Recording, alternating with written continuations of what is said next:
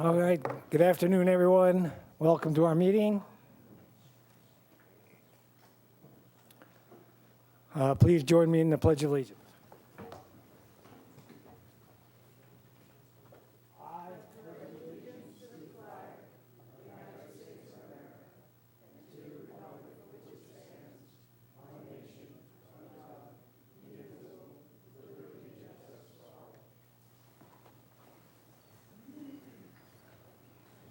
All right, we have a quorum. Everybody's here today. Can we have a report on closed session, please? Thank you, President Pearson. The board gave more instructions to labor negotiators, and we briefly discussed the general manager's performance. Thank you. Agenda review. Anyone have anything that they want to swap around, or we only have a few things on the consent agenda, including the expenditure report. Oh, good. No one? Vice President Farmer, you don't want to comment on how little we spent on the SWF this last month? Well, should I reply? Should I reply? Certainly. Since I should wait. Okay, let me just say this. I do want to remark on the fact that the amount of visible money in the expenditure report regarding the emergency water facility / sustainable water facility / advanced water treatment plant, those figures have been going down. And even last month I didn't acknowledge it because it was only $4,000. And this month it's only about $1,000. And while that is very much appreciated, looking back on the months in years past when it was $100,000 a month, and I don't know how accurate this figure is because we have people spending staff time, including our much appreciated consultant, Mr. Ogren, in the audience. These monies are still continuing to be spent on the facility. So we want to keep things in perspective, and monies will continue to be spent on this facility, even if they're not reflected in the expenditure report. And thank you for asking. You're welcome.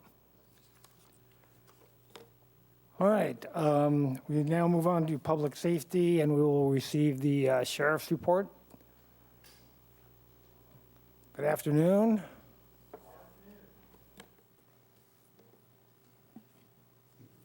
Hi there, I'm Senior Deputy Haydock with the Sheriff's Co-Station. Commander Nelson was not able to make it today, and he sends his apologies. So for the month of October, we had 363 calls for service. That's up from last year this time where we had 321. However, the reports were down. Last year we had 44 reports out of those 321, and this year we only had 22. Some more notable cases are we had a fight at a wedding at a local venue here, but nobody wanted to press charges. A burglary in which a bunch of recyclables were stolen. No suspect leads at this time. We had another burglary where a Rolex watch was taken. We had a vandalism in which a car was keyed with approximately $3,500 in damage done. Unfortunately, on that case, we don't have any suspect information either. The only other notable thing we have is the phone scams are still very active in the area. The most recent ones being reported to us are the Social Security scams, where the caller calls and states that they are going to called the victim and said they're going to deactivate the victim's card. And when the victim actually started to ask some questions of like, how can I show up to the office and sort this out, they hung up on him. So just a reminder, if anybody calls and claims to be a figure authority, either law enforcement or Social Security, and demands money over the phone, it's going to be a scam. We never ask for money over the phone, especially for payments in gift cards or green dots or prepaid credit cards or anything like that. Any questions? Okay. Questions, anyone? All right. Thank you very much. Thank you very much.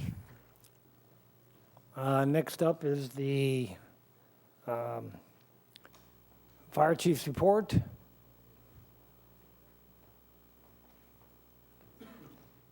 Good afternoon.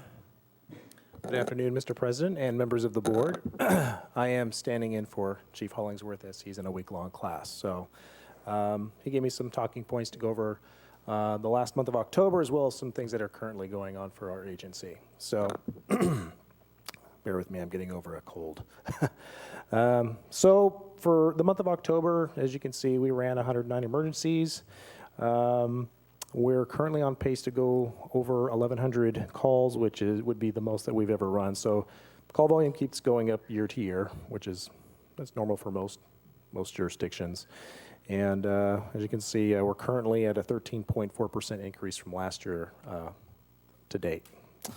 As far as local calls, meaning involving local residents, Cambrians versus tourists or people from out of the area, you can see that separation, 77 to 22%.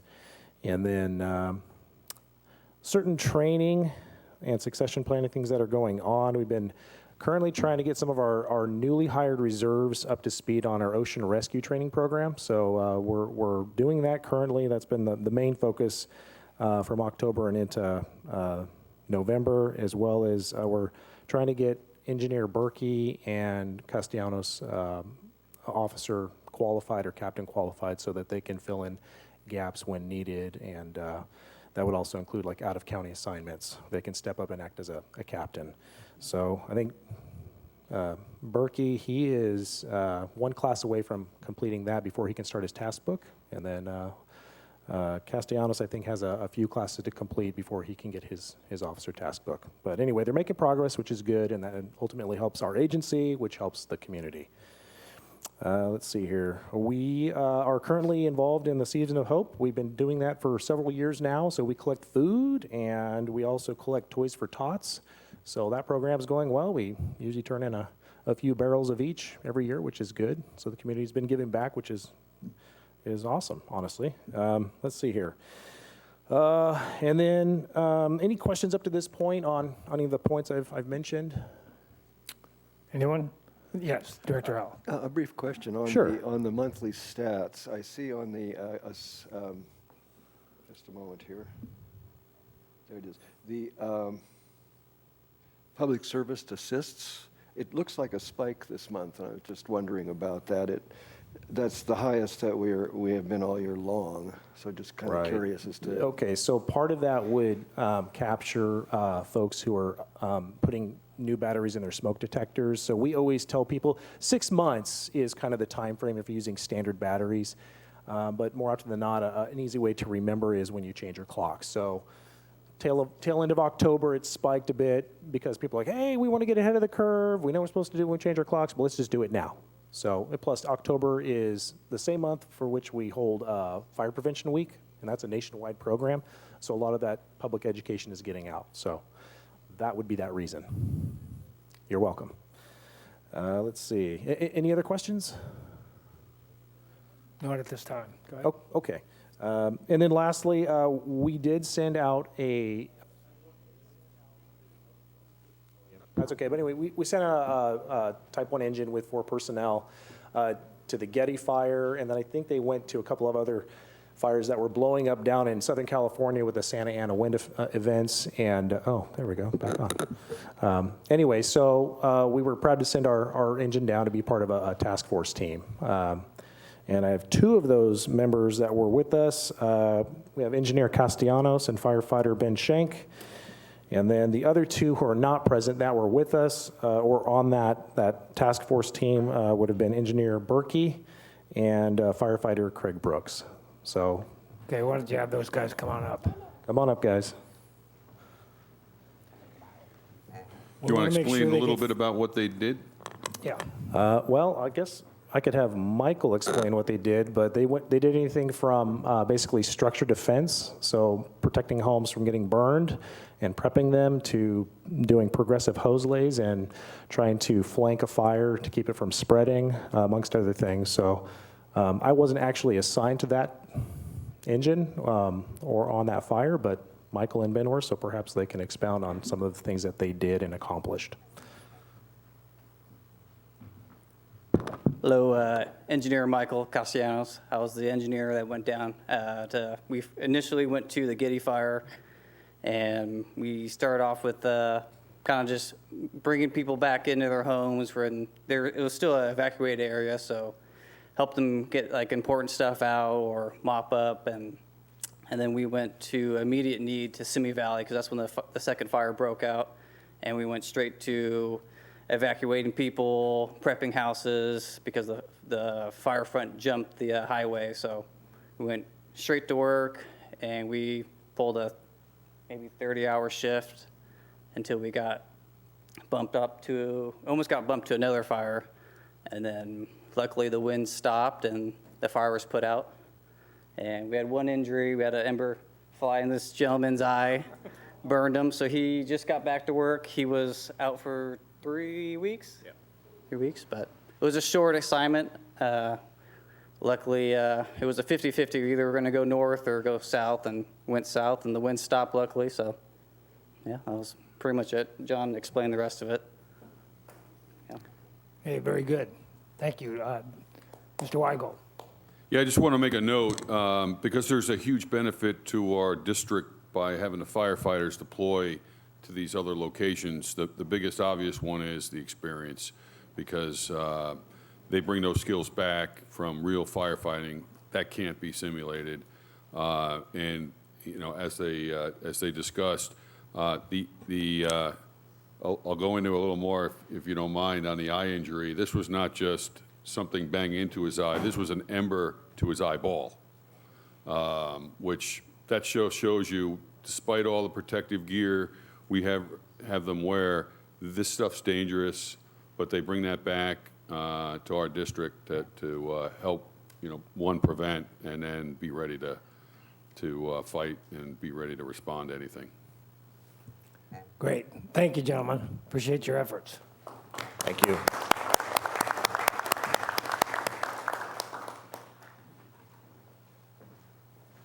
All right, before we get to public comment, we do have a public service announcement from Director Rice.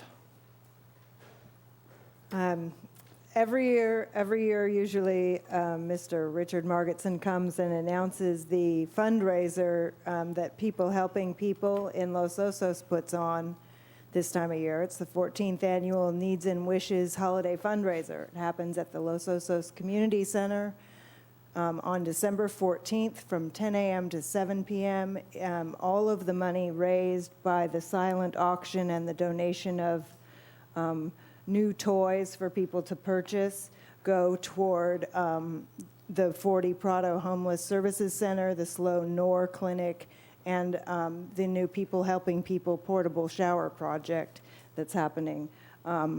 This is follows the parade in Los Osos, and one of my favorite things to go see is the taco drummers, the Japanese drummers, which are coming on at about 2, but there's entertainment throughout the day and burgers and hot dogs, and it's a fundraiser for the homeless that is all volunteer. And December 14th, 10 a.m. to 7 p.m. at the South Bay Community Center in Los Osos.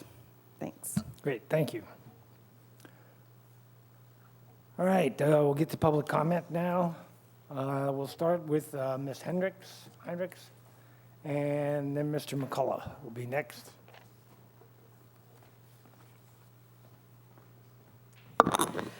Good afternoon.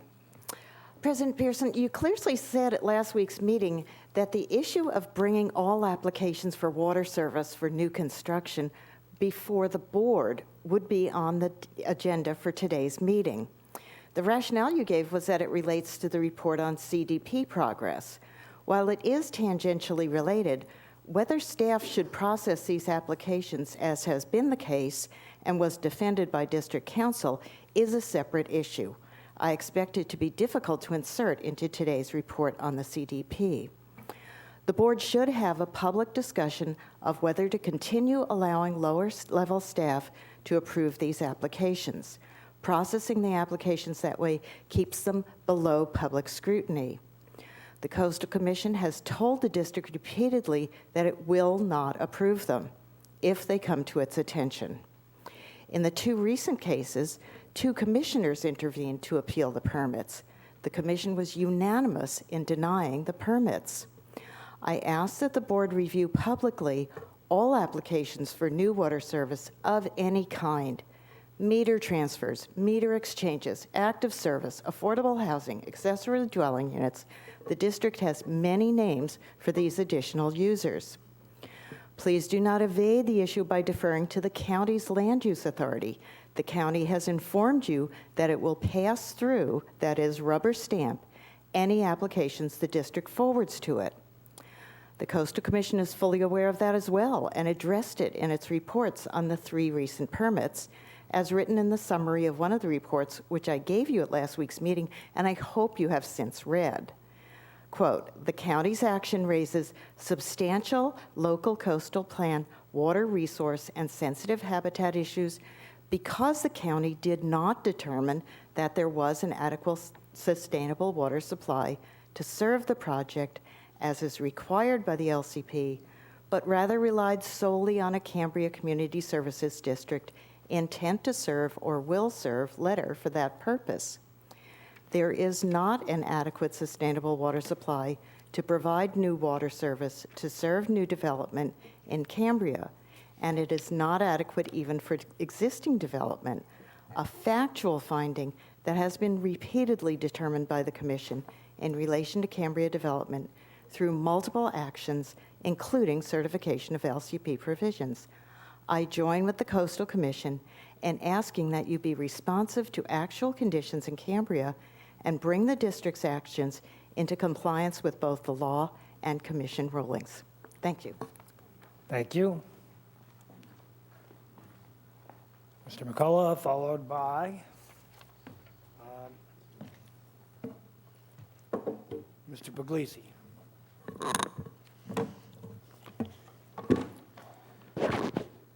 Mr. President and Honorable Board and CCSD staff, I'm Mel McCulloch, resident of Cambria and president of the Cambria Chamber of Commerce. I'm continuing on my endeavor, pursuing it, and will not give up on it to get affordable housing for this community. I'm speaking today representing all of our members who need and want affordable housing built in Cambria. They number over 200 members. There are also teachers, some CCSD employees, retired and working residents who cannot afford to buy a house or condo or are barely able to pay the rent in houses that are currently renting, and others who cannot afford to live in Cambria because of the lack of available rentals or high rents. Some say there is no water available. I respectfully disagree with them.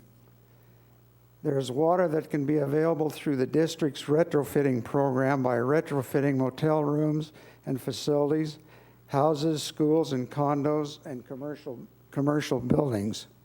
In the 1980s and early 90s, I was a consultant to an absentee owner building the Sand Pebbles Inn, Blue Dolphin Inn, and Pelican Suites on Moonstone Beach Drive. They were allowed to build under the then in effect retrofit program. I replaced toilets, shower heads, sinks, faucets in existing motels and houses at a water savings of 2 gallons of water saved for every gallon used in the new motels. The fixtures in all the buildings in Cambria that were changed then are ready to be changed again because of the new water-saving fixtures developed and now available. It is a proven fact that retrofitting saves water. The district in the past, when prior to the building moratorium, monitored the retrofitting, and it worked well. I would suggest that help be provided to the district staff to update the water savings by retrofitting, and that the water be used to build affordable housing by those on the affordable housing water wait list. This would be an indisputable water available in Cambria when presented to the Coastal Commission. I've been told when the CSD created the 56 affordable housing waitlist positions that water was set aside at that time to use when the waitlist applicants were ready to build. I'm wondering what happened to that inventory of water. And finally, I hope the board seriously considers moving the retrofit program along so that those who are ready to build on affordable housing list can proceed. I know Dr. Pilch is ready to build because he has proceeded in that direction since I was asked by our members to get affordable housing in Cambria. And I first approached him about affordable housing on his Cambria property a year and a half ago. His plan is to develop 12 living units on the property. Thank you, and I hope everybody in the room has a nice Thanksgiving.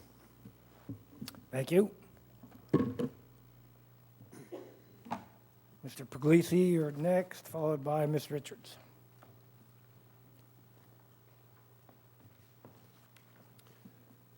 Mr. Chairman, members of the Services District, good afternoon, and staff. I am here to speak on behalf of Dr. Pilch. I have presented to your staff a series of drawings that they will be passing out to you. This is purely for your record. My conversation with you today is simply an update of where we're going with Dr. Pilch's project. Based on the information we received from you folks a while back, we went back to county planning staff to review an affordable housing project requirement. We are in the process of redesigning that project, and you have before you today our fresh off the press drawings making those necessary illustrations. Still 12 units. I want to tell you that we have been very successful in the way this new design has been received by county planning, Jay Johnson, engineering, public works staff, San Luis Obispo County. I also had the opportunity 2 weeks ago to meet with Chief William Hollingsworth, who also seemed quite impressed with this design layout. Now, I want to preface this. No promises have been made. This project has to go through all of the design review process, both at this level. We need information from North County Advisory Council and obviously Planning Commission through the county. But you now know where we are. We are in the process of moving through. What is it that I'm here to ask you folks for? As you go through your affordable housing, water, resources allocation program, what I need to be able, as soon as possible, to give to Jay Johnson is an intent to serve letter. Those are the words that Jay has asked me to present to you today. So what we're going to be doing, working with your staff, is putting together whatever presentation materials you need, getting set up on an agenda that you request to move to that end. Thank you very much for your time. Thank you. Ms. Richards, followed by Ms. Dickinson.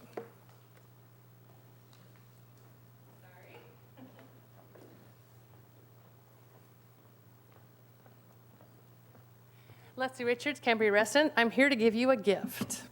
And this is on the same track of what Mr. McCullough said. So I don't know if you recognize what this device is. This is a pressure regulator. This is the most important component of your entire household water supply. This device is on majority of houses in Cambria, and this is the list for the retrofit inspections. This is pre-sale and resale for all the properties that were expected for affordable housing project. On this list, pressure regulator, in my opinion, should be number one, because if you don't have the right pressure on the house, you're not saving water correctly. But the pressure regulator is all the way at the end over here, and it just has a box saying yes or no. There should be a number attached to that box. And what I've been doing for the last 6 months is checking the pressure on every residential house on this list with permission of the property owners. And the sad thing is, majority of the regulators are in the 70 to 110 category, not 50 pounds per square inch, which means two things. A, that the people are at risk of blowing a line. If a water hammer comes through from the district and hits the house, the regulator is not doing its job, which is designed to save the house. I've used this little $14 piece of equipment, and I've been educating the populace of Cambria how to check their own pressure regulators for free. I've also showed them where they can buy the unit and see, because your pressure regulator is constantly changing its position. Every time your hot water heater goes on, every time the district goes up and down in flow. And so it's quite easy without a plumber to do this, because I believe in conservation too, and I want to have as much affordable housing in this town as we can have. But at this point, the information that you have on your current retrofit is questionable because your pressure regulators on all these houses are questionable. So you have a new employee that's coming to the district that needs to be educated on how to use this device, how to actually investigate these houses. I am happy to hear from Mr. Weigold at the meeting yesterday that we do have a new employee who specifically is going to be working on the retrofit program. Kudos to the district. Thank you so much for doing that. If there's any questions, if they need assistance, I'd be more to have show him, because I have a background in construction. I know this whole process. And it's not rocket science. It's very easy to do.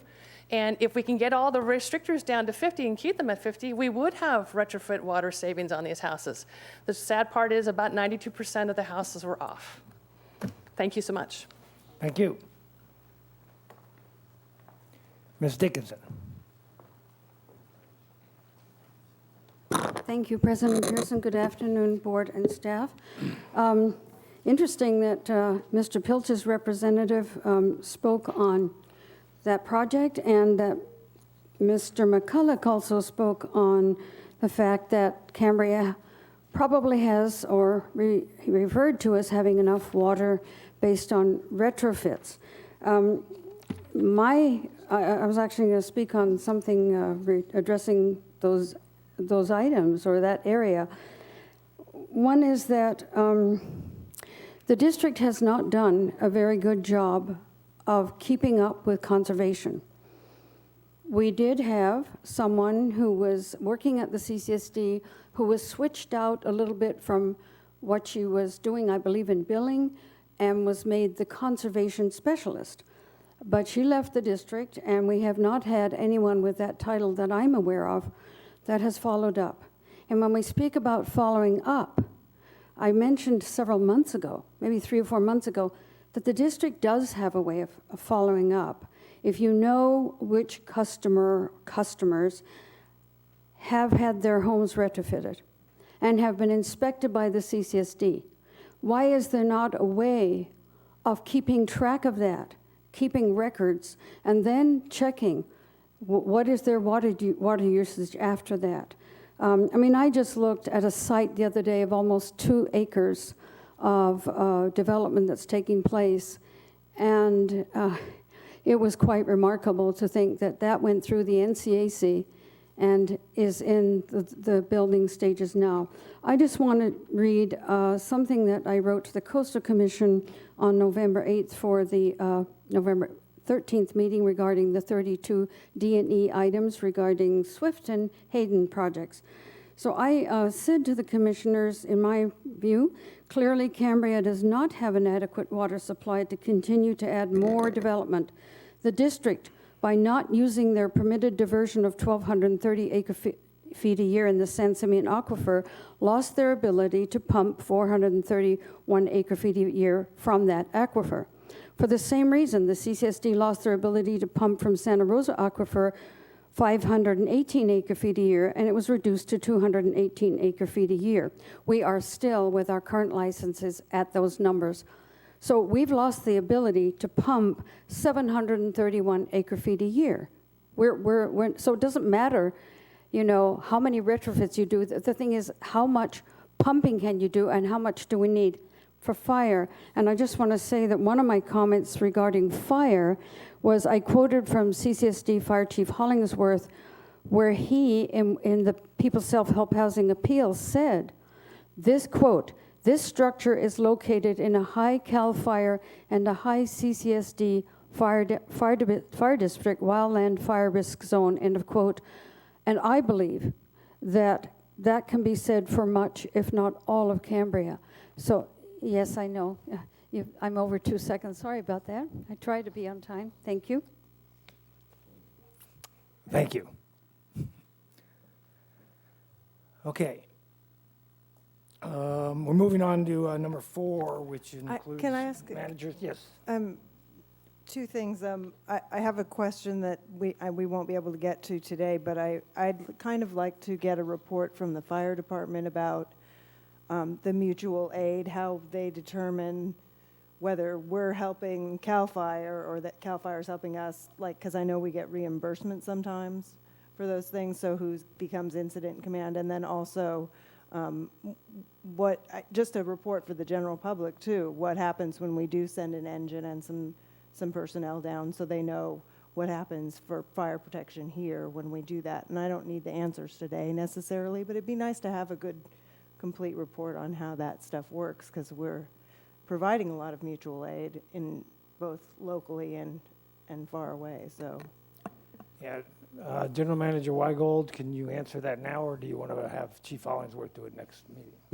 I mean, I can answer the generalities, but it would probably be worthwhile to have the chief also outline more in greater detail. But essentially, when we send our water tanker with a crew to assist CAL FIRE in either a at-risk zone during those conditions that warrant pre-placement of assets, or whether it's to help with a fire like the Getty fire, there's an arrangement, MOU arrangement, with surrounding fire departments to backfill those that depart.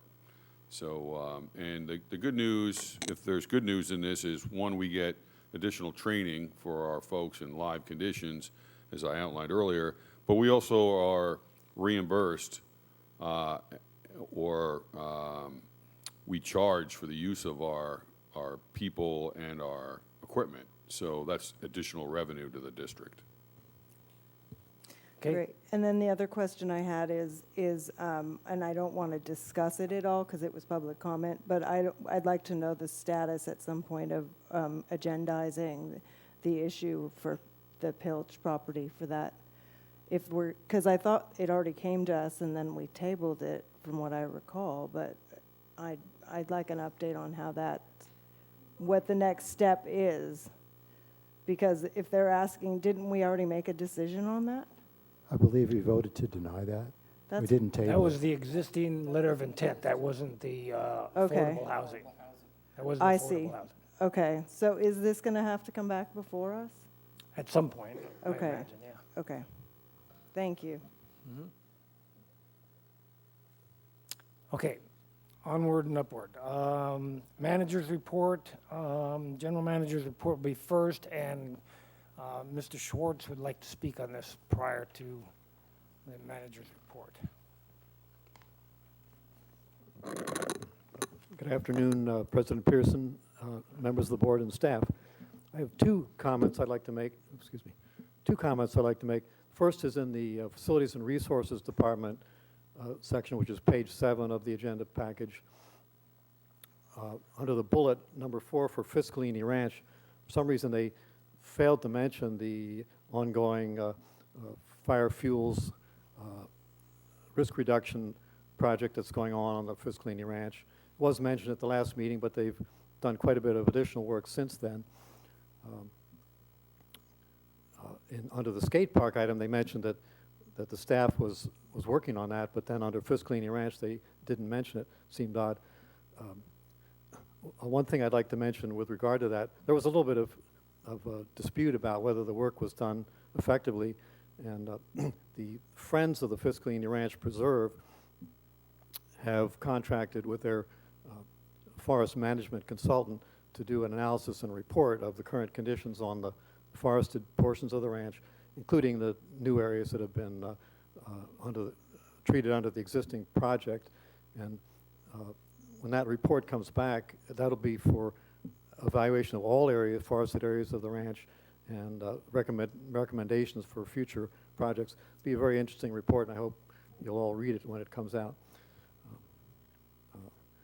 The other item I wanted to mention is under the utilities report. They showed a picture out at the SWF removing the membranes from the reverse osmosis filters for inspection. But my question would be, when they inspected these reverse osmosis filters, were they found to be serviceable, or were they going to need replacement? So, thank you. Thank you. All right, we're now at the general manager's report. Yes, Mr. President and Board, for October and November, I've attended a number of meetings, but I wanted to, which are listed, wanted to address a number of personnel changes we've got ongoing or complete. The number one, most interesting probably, is the provisional appointment of an admin tech 2, which will be for a 6-month period, and that person will assist in the basically working with a lot of data, getting our retrofit program up to speed, handling transfers and assignments, as well as assisting with conservation. Second person is happy to report that we're in the background review stage of hiring a utility manager, so I'm cautiously optimistic there to get somebody on board here within the next 30 to 45 days. We're finalizing 2 appointments for water operator 2 positions. One is a replacement for a worker that departed the district, and the other is as a result of a new position due to our Proposition 218. So I know there's a lot of discussion around what the district is seeing as far as, you know, the additional revenue, and that's definitely one of them. Two additional Prop 218 additions is we're in interview stage for collection systems workers. That those 2 individuals will help reinvigorate our inspection process for all the wastewater systems in town. That's been largely at a pause for several years. Additionally, we had our 3rd vendor meeting. This happened to be with PG&E yesterday. So we've got 3 vendors potentially lined up to consider now to assist us in some form with updating our wastewater, water, and other infrastructure systems around the district. So we'll be making having some meetings there to decide, you know, what arrangement with each or some of those vendors.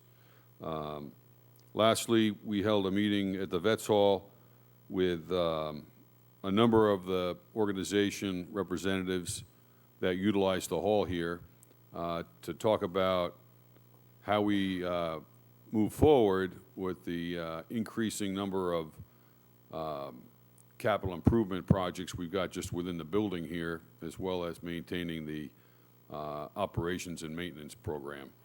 We had a number of great ideas coming out of that, and we're going to meet again in December. Unless there are any questions, that concludes my report. Okay, very good. I'll get to questions in a minute, but Ms. Dickinson would like to make a comment on this particular item. A late slip that came in. Okay, I do have a question, if you could ask before you put the time on, regarding 4C. Are we going to hear, the thing about that is I'd like to hear from Mr. Green to give his report before because he may answer any question I have. Can I wait till he's made the report? Would that be okay? Mm-hmm. And I'll get it in as early as I can. Okay, thank you. Gee whiz, we were, well, now that I got sidetracked, what was I coming up about?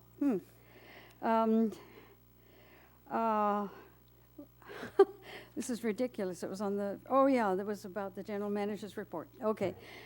Senior moment, sorry. So I wanted to ask the general manager, through you, President Pearson, a meeting in this hall. I'm curious about the meeting that took place with Coastal, with CCSD, and my understanding was with county. And I'd like to know who represented the county at that meeting. Was it Erlen Singewald? Who was it from county? This isn't a two-way thing, I'm afraid. But- Pardon? But that'll be answered during item number 7A, I Oh, you're going to answer that question for me? I think that will be answered during item Like number who attended the meeting? 7A, I believe. Direct, you're, okay. Because I know certain people where I didn't know who from the county, and I understood that actually maybe Mr. Singlewald wasn't there, and I wondered why. Because Mr. Ogren is not employed by the county, as far as I know. And there may be a report from the ad hoc committee that can answer those questions later. Sure. Okay, so expenditures are on another item? Expenditures are, that's 6E long gone. Huh? That one's long gone. No. That's the consent agenda. Expenditures? Yes.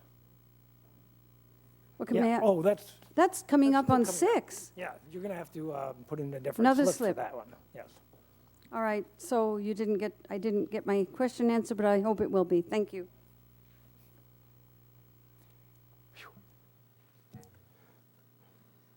Okay, moving on, we'll now go to questions here. We have Vice President Farmer. Thank you. It's necessarily, well, I guess it's a question and a comment. Briefly, I want to allude to what Mr. Swartz just said a couple of minutes ago. Pardon me? Thank you. I just want to comment on what Mr. Swartz said just a couple of minutes ago with regard to not really getting a very detailed report on the, I guess I would use the term, fuel reduction that took place on the ranch in recent months. Fuel reduction and forest restoration was mentioned under the skate part, but it wasn't mentioned under the Fiscalini Ranch. We have no idea how many acres of the ranch were affected.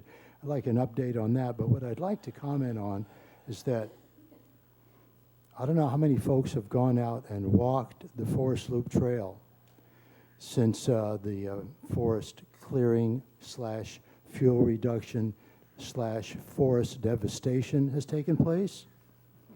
But if you do take the time to walk the loop trail, and I would encourage anybody in this audience, on this board, out in the community, to go and take a walk on the Forest Loop Trail, especially the area where you're, let's say you come in on Trenton, and then you come to the Forest Loop Trail and you make a right.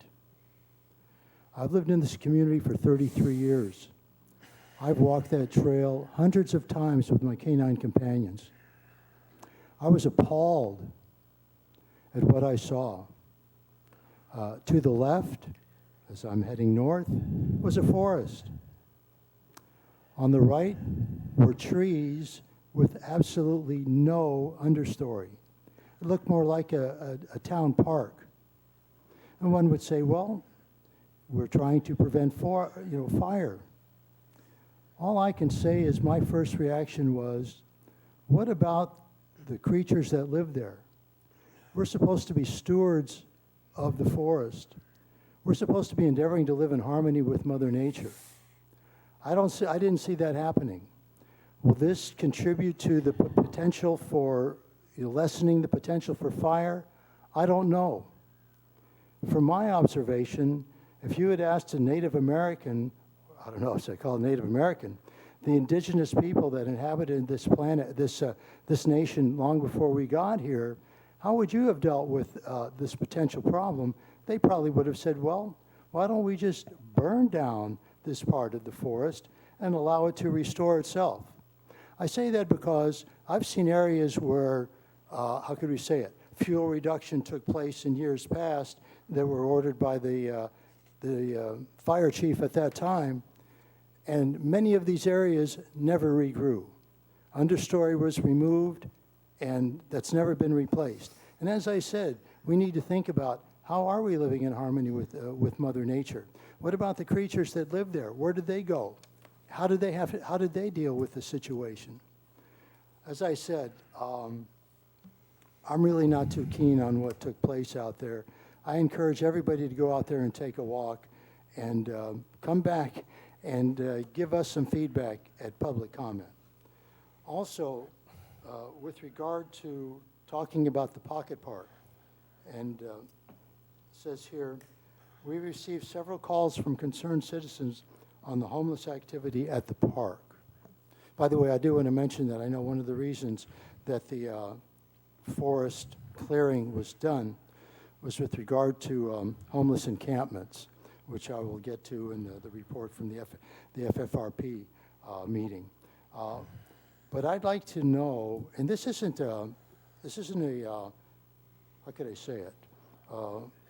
This isn't any disagreement or anything that I'm about to bring up or any kind of criticism.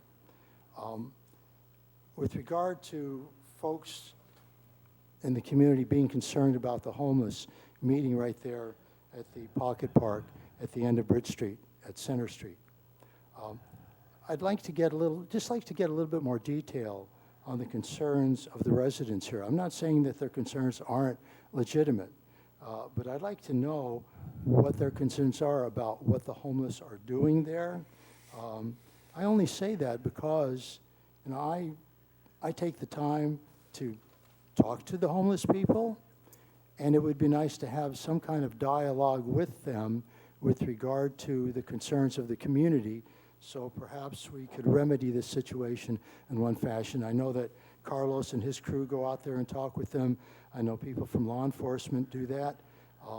But having someone who lives here in the community, who they actually know, having someone like myself or maybe other members of the board going out there might be helpful. So those are my comments, and I hope they made some sense. Thank you. Thank you. Yes. I did have a question for the GM regarding the review of the vendors that's going to be going on. As part of that review with those 3 vendors, is the ability to provide a built-in project management part of what they would be looking at to provide to us as services, and would they be handling any of the infrastructure processes to get us to the end product of the build process?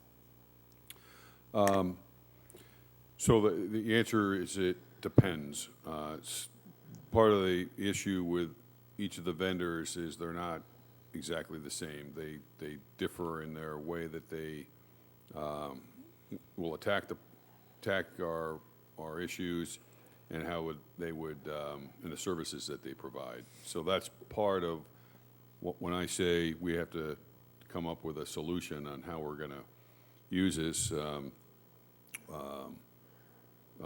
hybrid model of maybe a combination of vendors, maybe in order. All right. I'm assuming that in any kind of assessment, you'd be doing a weight ranking of some kind related to them and their ability or inability to provide those services, I think, are pretty important to making the decision, because we just don't have the infrastructure internally to our staff and organization to be able to do that. And we don't have the ability to expand that staff to support it. So I think it needs to carry a lot of weight in the assessment. Absolutely, I would wholeheartedly agree with that. Okay, very good. Vice President Farmer? Yeah, I would just like to reply to Director Steidel's concerns. Yes, 3 various companies, including PG&E, which we met with yesterday, have made their presentations. They're all a little bit different. And the R&I, the Resources and Infrastructure Committee, Vice Chair Dean, who's in the audience, as well as myself, have attended all of these meetings. And the R&I committee is going to be getting an update from Mr. Alchin, who is the head of the wastewater department. We'll be getting an update from him in December as to his perspective on things. And then we'll give our, how could we say it, give our response and our referral to the board in January. Okay. So I hope that helps. Yeah. I should say our recommendations to the board. Okay. Yes, Director Rice. On the Facilities and Resources Department report, there's a report about a street light that needs to be replaced. We were talking at one point about trying to figure out if we could do solar or make a change so that we're no longer paying the monthly PG&E bill for those street lights. each one that comes down that we replace with the old system is another. So maybe if that's something that we could agendize or try and look at for the budget for next year, of how we might try and alleviate some of, at least some of the greenhouse gas power that we get from PG&E, or the nuclear power, whichever source it comes from, which I don't like either, frankly. But that's my personal feeling on it. And then the other question, I just wanted to follow up on some of the things that Vice President Farmer said. The clearing in the forest did seem shocking. I also want to make sure that people understand that the forest is also very unhealthy and overgrown in a lot of places. So it's kind of choking itself in some places. And while it's a very drastic cut, it may be the case that the stuff comes back or it doesn't. I hope we don't have volunteers come back with the kind of invasive species, which can sometimes happen with that situation. But I think that people need to recognize that the park-like look of the forest with zero understory is not necessarily any less healthy than the rest of the forest that's overgrown, because it hasn't been managed well.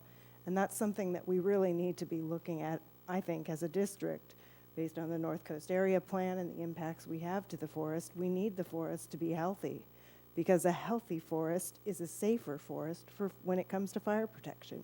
It doesn't burn as fast, it doesn't throw as many embers. So I just wanted to follow up with that, and I'm glad that we have folks like Green Space and the Forest Committee to have the expertise and giving us some help on that front, because we definitely need it. And FFRP. Don't want to leave anybody out of the mix there. Thank you. Yes, Director Farmer. I just want to follow up. I appreciate Director Rice's comments, and I know that over the years, Green Space, Forest Committee, and FFRP, Fiscal Indian Ranch folks, have all brought up the idea of having a forest manager for the forest here in Cambria, not just the ranch itself, but the entire forest in the entire community. And somehow that never seems to come to some conclusion. And perhaps this particular event will accelerate the tending to getting a forest manager to really, because we haven't been caring for the forest. And thank you for bringing that up. I will say that both of you forgot a very important group that meets all the time about the forest, the Fire State Focus Group, and I'll give a report on that later so that you understand a little bit more about what's going on out there. All right? Awesome. Thank you. Thank you. All right, let's have a Finance Committee, Finance Manager's Report. I'm sorry. Thank you, President Pearson, members of the board. I don't have much to report other than what is written, but I will highlight what is written about Tyler and this new financial system implementation. We did have Vice President Farmer and Director Howell with us on 2 conference calls now. We've started the process with Tyler about our every other week meeting, and we're going to start through the implementation process and developing the schedule. We were all, I'm not sure if we were all assigned homework on, or just me. I think maybe I was just assigned homework. So that ball is starting to roll, so I thought everybody would want to know that. And then the audit is progressing well. I was hoping to have the report by the end of yesterday done so that we could have it to the Finance Committee next Tuesday for review before it comes to the board, the second meeting in December. But that timing did not quite work out like it was planned, but we are still on track to get it to the board the second board meeting in December. So you will see that very soon. We can check that off our list. Good, thank you. I know you want to check it off your list. I do, because we need to move on to 1819's audit. Yes. Which will be much easier. Oh, with gosh, the yes. audit. It'll be much easier. Okay. Director Rice. On the implementation on the Tyler, can we please do everything we can to in the data transfer, keep as much of the water usage and billing records as we have as far back as we can, because we're going to need that information to do an audit on our water efficiency program and retrofits and all of those kinds of things. So we need as much of the data that exists in MOMS about actual billed usage and any other information on water use that it gets ported over, because we can't, some data maybe isn't as relevant. More than 7 years ago, financial may be good to keep, but less important, I think, than the water usage. So I just wanted to put that out there, because we really Yes, need we have that built data. into the contract. Great, thank you. Vice President Farmer. I was unable to attend the meeting with Tyler Encode yesterday. They're in Lubbock, Texas, by the way, you all. But I do want to mention that at the previous meeting that we had, I suggested that perhaps, considering Tyler Encode is so much about finance, and I know that President Pearson had a real legitimate reason for appointing me to this ad hoc committee, but the suggestion was made, and I think there was some agreement that perhaps Director Steidel, who is the head of the finance committee, partner with Director Howell, and that might be more effective in the long run. And I don't think it's gone any further than that. I thought I'd bring it up now to just put it out there in the ethers for further discussion at some point, maybe at next month's agenda. Good, thank you. Question, Mr. Carmel, on I believe that ad hoc committees are appointed at the discretion of the president and the consent of the board. Is that going to have to be an agendized if the board wants to change? It should be. Okay. Thank you. Yeah, we have that on the agenda in September to talk about standing committees and I think ad hoc committee, January. September. I said September.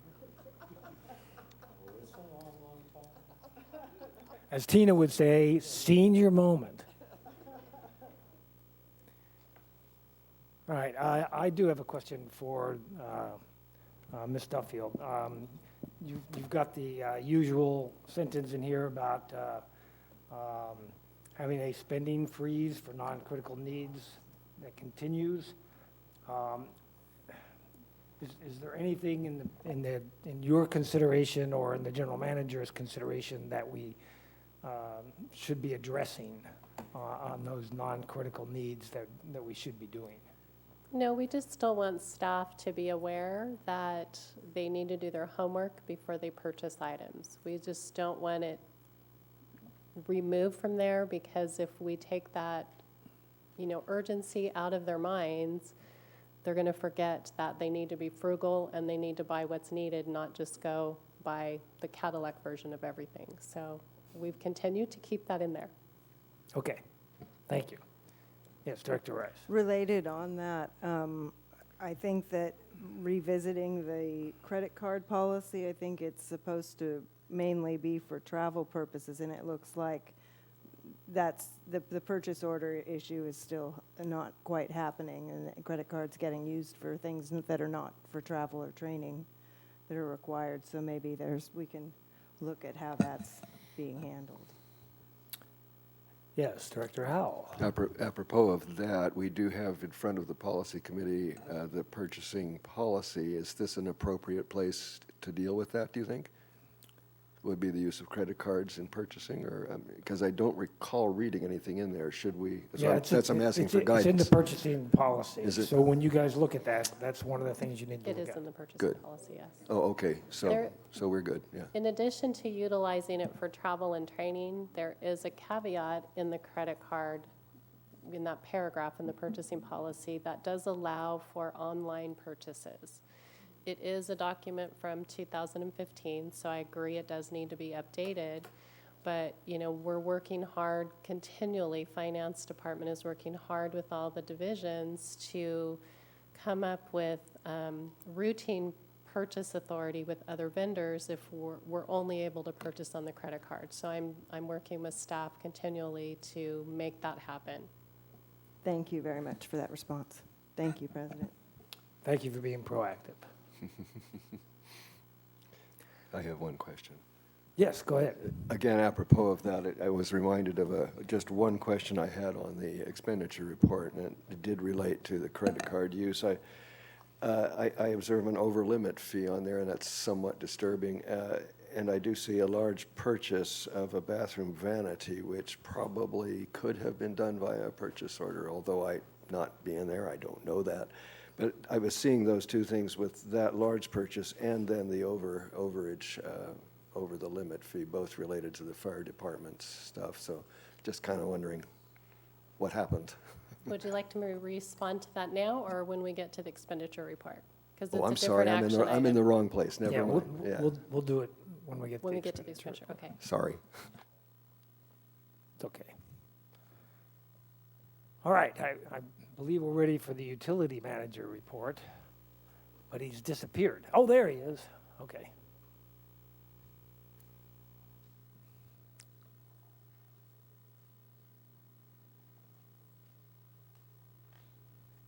Greetings. Thanks. Good afternoon. Sorry for the wait. I'll begin with the wastewater October report. The effluent pumps, we had a bit of problem with our effluent pumps. So they take our treated wastewater in the settling ponds and they pump over to our percolation ponds. They replaced some drive belts on our effluent 1 and 2.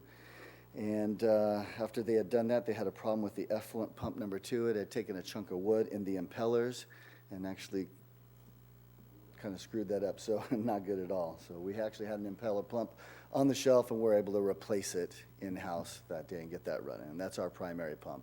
Difference in the effluent 1 and 2 pumps is about 1,000 gallons a minute for our primary pump. That's effluent 2 to less than 400 gallons a minute through effluent 1. So yeah, it's a much more efficient and moves the treated wastewater much faster. Also, John wanted to note that they have ordered a new F-150 to replace the rack truck, which is a 1994 and almost 200,000 mile on it F-150 truck. We will still keep that in-house. It does have a diesel transfer tank on there, which we are using just primarily now to fill up our generators and keep those fully filled at all times, you know, in case of any PSPSs or any outages. And we also noted on here that the Vector truck was broken down more than it was used last month, and we're hoping to have a new truck ordered by January. I can tell you right now that John is on his way to Sacramento to go look at a much more price-friendly truck up there. It's slightly used, gently used. It was an old demo truck, so let's hope that that turns out well for him also. Also in October, he ordered 23 watertight manhole lids. You know, we have some problems with our manhole lids not staying watertight, and we get a lot of intrusion through there, which causes our flows to rise during our wet months. So out of those 23, 3 have been installed in the month of October. He also purchased some welding tables. He's very in tune with the auctions that go on, and for like $5, he picked up some great welding tables, which we do a lot of work in the shop on, and then a charging station for all of our tablets for our GIS features and so forth like that. All right, I'll move on to my water department report here, which we've, in the month of October, we began another meeting with Aquametrics. We're still kind of seeking solutions for our meter problems right now. We've been started this in February. We're taking our time with this. Of course, we're trying to be as fiscally responsible as we can and also as accurate we can with readings and billing.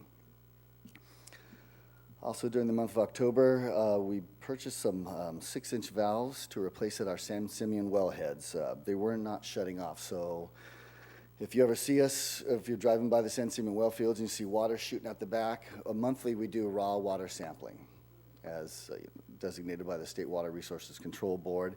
To do that, we have to isolate that. So when those valves don't shut off, it makes it very difficult to obtain samples out there. So kind of in our leisure, the water department staff is going out and replacing those valves. Kind of to touch on Ms. Richards' topic of pressure, we had clay valve out. Now, clay valve is a pressure reducer and controls flow throughout the system by improving the supply and distribution efficiencies through active pressure management. That's a big mouthful where it just keeps equalization of pressure on both sides adequate, so we do not have those pressure surges. And it's like your little pressure regulator we have on the house, it's obviously a much bigger version of that. We have 13 in the system, all passed inspection, but they haven't been looked at in 3 to 5 years, which they should be looked at every other year. So we went ahead and replaced diaphragms, springs, and gaskets to keep them tuned up in shape, so we do not have those pressure fluctuations. So, can I interrupt you for a minute? So what's the setting on those clay valves? So our pressures, The output settings on output the pressure. clay So valves. we're maintaining like around 100 psi. Okay. So some are over, some are 125. Some of our lowers get up to 180, but those will reduce them down to less than 100. Adequate Okay, pressure. so your supply to the customer is generally around 100 or No, it's between more, 50 and 100? It would be less than 80. Actually. And I also want to mention, every time we do a retrofit, we do take a pressure gauge out there and test their pressure. And then we, suggest recommended fixes for them with updating their pressure regulator or up or down. Yes, Director Rice. Maybe we could have, instead of putting yes or no, maybe we could put down what the pressure was measured at and if it was adjusted or something like that, so that Absolutely, it's more clear information, because it might be, the yes might mean we adjusted it to what it should be, but that doesn't say that necessarily. Well, then that gets tricky because that's on the customer side of the meter. And should anything ever fail that we didn't or did touch, then we'd be liable for that. So we can make suggestions, but I'd rather have a licensed contractor or plumber come out. And Okay, do so those. when you do go out to do a retrofit, you measure it. So Right. at least we could put that it was We'll measured. put a static and what the PSI number measure on it there. was. Yeah, Absolutely. that would That's a be, great that would suggestion. be, it's better than Certainly.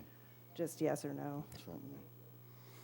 Also, towards the end of the month, we had air vac failure. So an air vac is a safety valve that opens inward to admit air when the pressure is less than that of the atmosphere outside. So what can happen should we have fire and fire's flowing? If that air vac fails, we could actually cavitate or suck that pipe down to almost flat.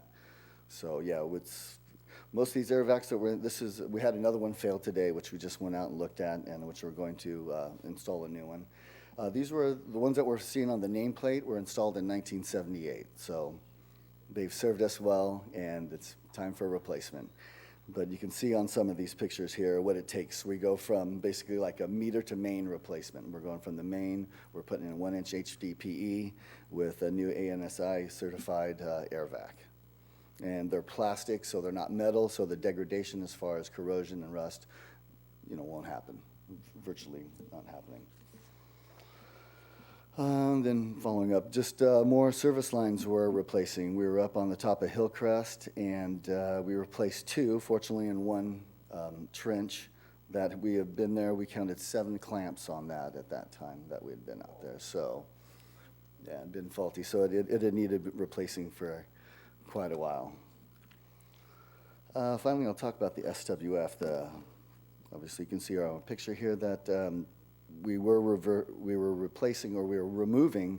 They were not the membranes, they were the reverse osmosis media. So those are the filtrations. We had them sent in to H2O Innovations, where they established that the pressure on them or the reduction potential was not up to standard. So we were removing them. We're in the process of cleaning all the 3 reverse osmosis trains, and H2O Innovations, unfortunately, they're understaffed also, but they'll be out in the next probably 4 to 6 weeks.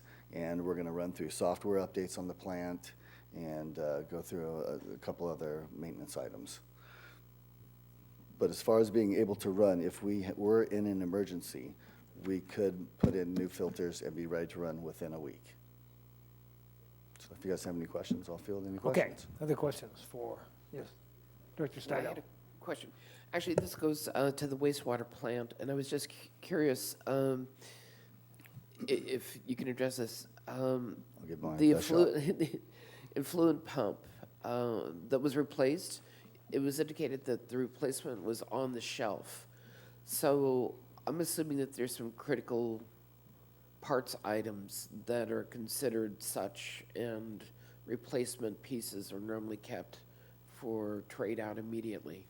Right, that's a critical piece. Much like in Okay. water, we keep a lot of repair items and valves. I know Vice President Harry Farmer had asked me months ago why our FAMCON bill was so high. I think the invoices had stacked up and that contributed to the high. But to have those pieces in place on the shelf so we can literally take one out and put it back in service is critical to our operation, whether in Absolutely. water or wastewater. Thank you. You bet. Okay, thank you very much. Thanks, guys. Good report. I'd like to ask one question. Oh. Excuse me. I don't know, it seems like I'm talking way too much here, but I just wanted to ask, I know you mentioned that wastewater supervisor Alchin is up in Sacramento checking out a Vector truck, and you used the remark, a gently used Vector truck. I'm just trying to use my imagination and wrap my head around how you gently use a Vector truck, but I just wanted to throw that out there for a little humor. That's all. Thank you. I think my version of that is the mileage on it's low, but he wants to look at the pump hours on the tank and the pumps. Okay, 'Cause well, that's the critical piece. Sure. Well, thank you for more detail on that. You bet. Okay, Ms. Dickinson would like to speak once you hang on for a minute. Okay, so something that I didn't get an answer to from Jim is, he said that we could get the plant up and running in a week. I'd like to know how that is possible if we don't have a tank to hold the brine waste, a tank designed to hold the brine waste. How can you run the plant and get it? And also he said it's going to take 4 to 6 weeks to get the replacement on the membranes. So obviously that would be an issue. I don't see it an issue right now because the wells are in good shape, right? So that's not a problem. But it is, where are we with a holding tank or tanks? Since we returned the Baker tanks back to the rental facility, where are we with that? Maybe, please? Okay, thank you. That's one thing. The other, I still have 2 minutes left. Other is the Vector truck. Jim said that it was less pricey. I'd like to know how much it cost. I'm also troubled still after years of bringing this up and no resolution by this previous board or this newer board taking it on. Every time, as yesterday, I go back and forth to Paso and Templeton, 3 CCSD trucks pass me. The fire chief with a very large truck passes me. And the calculation I've just done on my own, because I'm not sure exactly how many trucks are leaving the district on a daily basis, Monday through Friday at least. The cost, so when we're buying these new F-150s or F-250s, why should we be paying for these most expensively, to maintain them, but the gasoline at over $4 a gallon? And we ratepayers are paying for it. When is the district, when is the board going to look into this? It's not about the finance committee, it's about the board asking something that I know I've asked for years. So I'm talking about us trying to save some money and an allowance for these individuals, just as we've given allowances before to certain individuals. I would say that would be far easier on the maintenance issues of our trucks because we wouldn't be putting all those miles on. So I think those are my thoughts and questions. Thank you. Thank you. Mr. Green? I can address some things. We'll begin on our last point with trucks crossing the 46. So 4 of our operators, 2 wastewater, 2 water, live in Paso or Templeton. Operators go on call. There's a rotation. You go on call once for a week, once a month. Perhaps 2 operators, I think this week, if it was this week, 2 of our operators that live in Paso, 1 wastewater, 1 water, were on call. We provide trucks to on-call operators so their response time is quicker. Pretty much industry standard response time is a half an hour. If you live in Templeton or South Paso, that puts you right at that half an hour mark. Finally, filters for the RO, 4 to 6 weeks, that's for H2O Innovations to come out and their technicians or their engineers come out just to give the plant a once-over and update some software. The filters are actually in-house in San Diego warehouse that we could take receipt of if we need to pull the trigger within 1 week. Again, we're trying to be fiscally responsible. We're seeking proposals from different vendors, and we're trying to get apples to apples, and there's not that many vendors out there that supply this, and so we're just trying to do our due diligence as far as that goes. Baker tanks. Baker tanks. So the Rain for Rent tanks has used Baker tanks. There's a pair that are in fairly decent condition, that at a very good price, that if we needed that could be here within a week, either for purchase, and if we needed to rent, then we'd simply just call them back again. But obviously, I wouldn't like to spend the money on renting that again when we can purchase in-house. And we also have several bids out with Superior Tank, Paso Tank, and then another company out of Bakersfield for actually physically installing welded steel or bolt-on steel tanks for permanently holding our brine. Okay, very good. Director Rice. I think I heard you say something that might answer my question. So when we were having meetings with the Regional Water Board regarding the emptying the pond when we had the incident in 2017, one of the things they said, because the boron was one of the concerns, the level of boron, was that part of where the boron comes from is from pickling the filtration media. It's the preserval. It's the wetting of the filters, yeah. Okay, so one of the things that one of the staff of the Regional Water Board said was that we didn't necessarily have to be doing that in place with the preserval, and then maybe we wouldn't have that issue with the boron. But I don't know if that's the case, or if we're looking at maybe alternatives to having them in place. Right, exactly. So the reverse osmosis media, the filters, have about a 5-year span where they're using day in, day out, or had an extended shutdown period like we're currently in.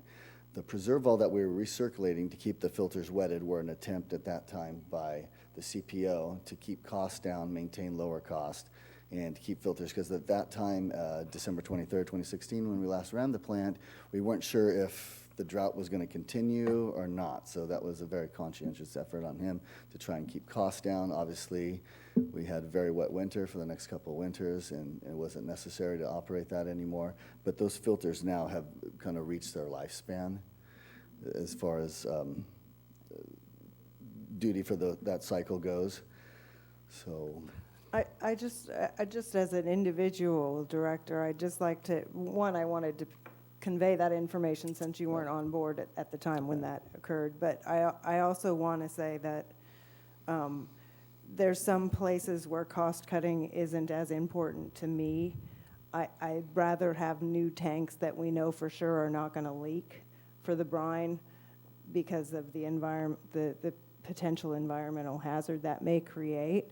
And I understand and I appreciate all the cost savings and the conscientiousness, but I think there's sometimes, and it may be the case too with the having the membranes in place versus having, trading them out and then getting them back in, depending on how we end up determining for operations purposes. I just wanted to register that sometimes just it's my not thought as process. Instead of yeah. recirculating preserval in the future, pickling doesn't have that boron content in them. Okay. Such as So preserval. something, yeah. So Right. I'm showing I know Right. just enough to be dangerous, I think Right. is what it is. And that's fine. And also, it's a great idea about the tanks. Getting those used tanks where the metal's starting to flake off. My concern is when we off-haul to our point where we dump, that could affect our quality on our sampling. So they sample when you dump there. So if our pH would be too high or we would be too acidic or whatever reason, we could lose our permit to dump and then, again, render that program useless. Very good. Thank you. Thanks for answering all your questions. All right. We're now on board member, committee, and liaison reports.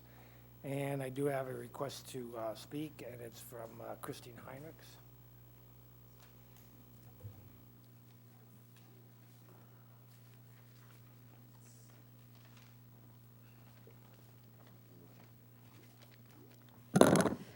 Yes, thank you. This is a matter that hasn't come up, although it's been discussed. It's the issue of using electronic media during meetings. The board accesses all kinds of phones and iPads.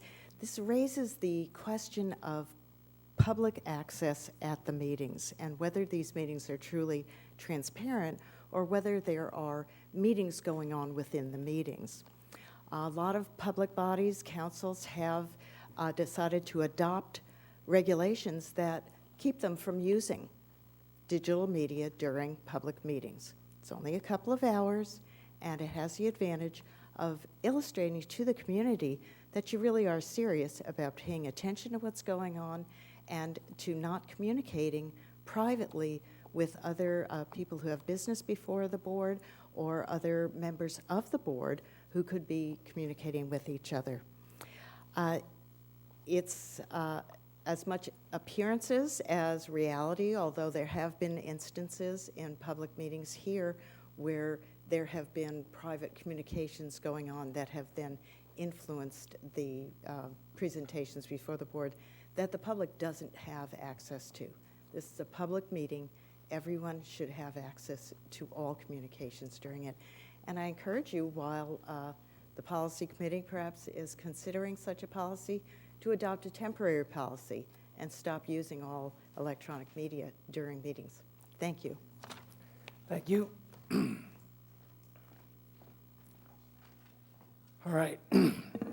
First up is the president's report. I've got a couple of things.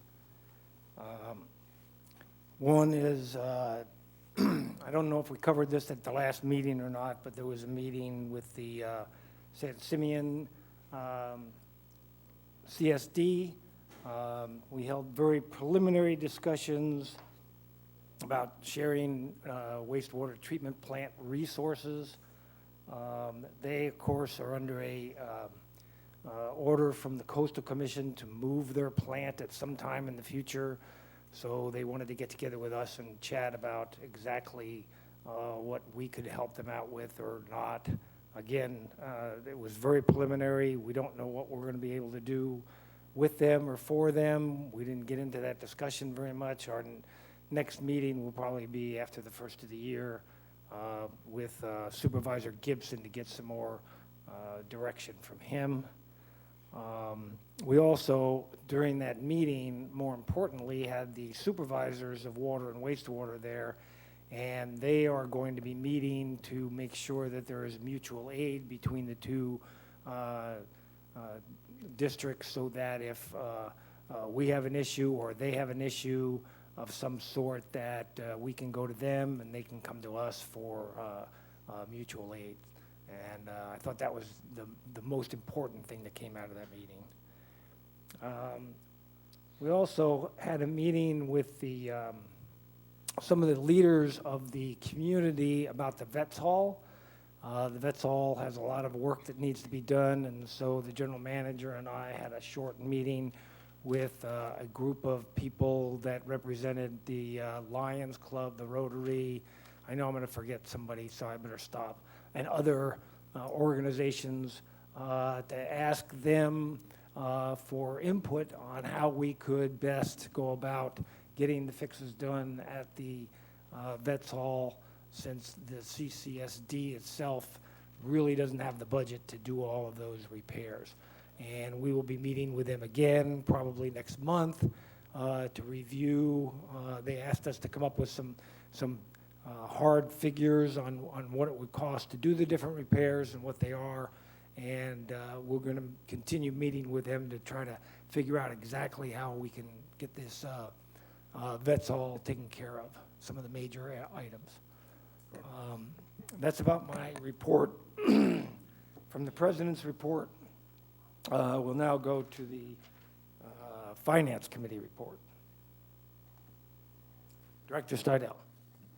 There hasn't been a Finance Committee meeting since the last time I reported. We are having our meeting on the 26th this month. Part of that was the attempt for alignment in being able to review the audit report as it's available. And there's been some exchange of information about that in terms of timing, so that the committee will be able to review the audit report prior to it coming to the board. It'll be coming to the board with recommendation from finance. Okay, very good. Very good. Next up is the Policy Committee report. Thank you.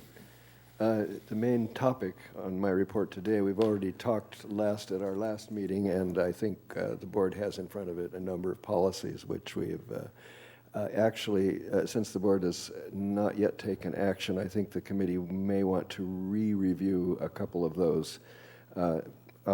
As we go forward into next month's agenda, you may either have them back on your plate or they may have come back to us for additional tweaking.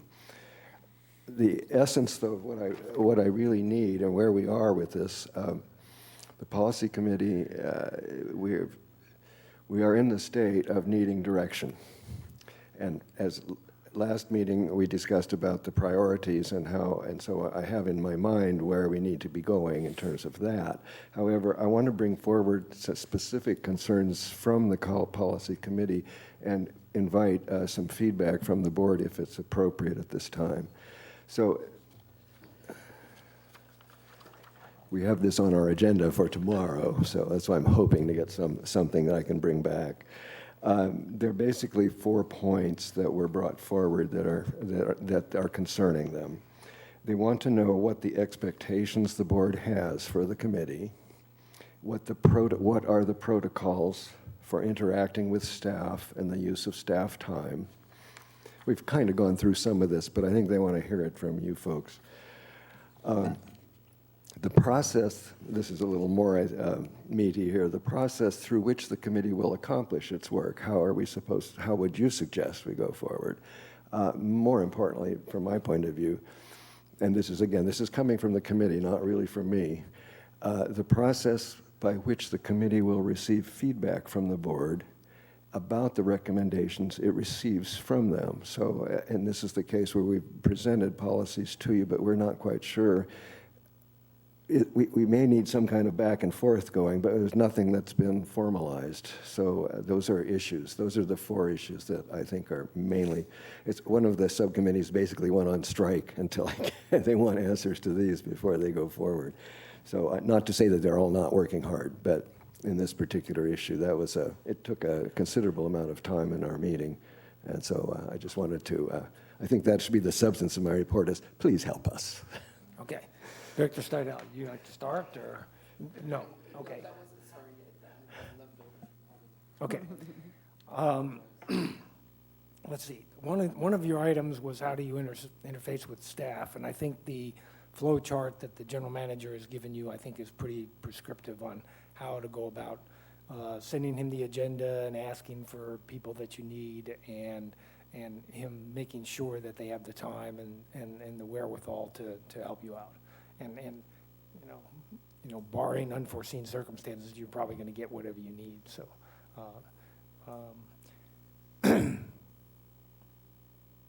Director Rice, other issues? As far as expectations and process for the work of the committee, and again, I know there's some confusion, and that's due to the board not having given enough direction, because we were trying to get from the committees what they thought the purpose should be, and I recognize that the work that they've already done on the policies that they already looked at, that we haven't looked at those yet.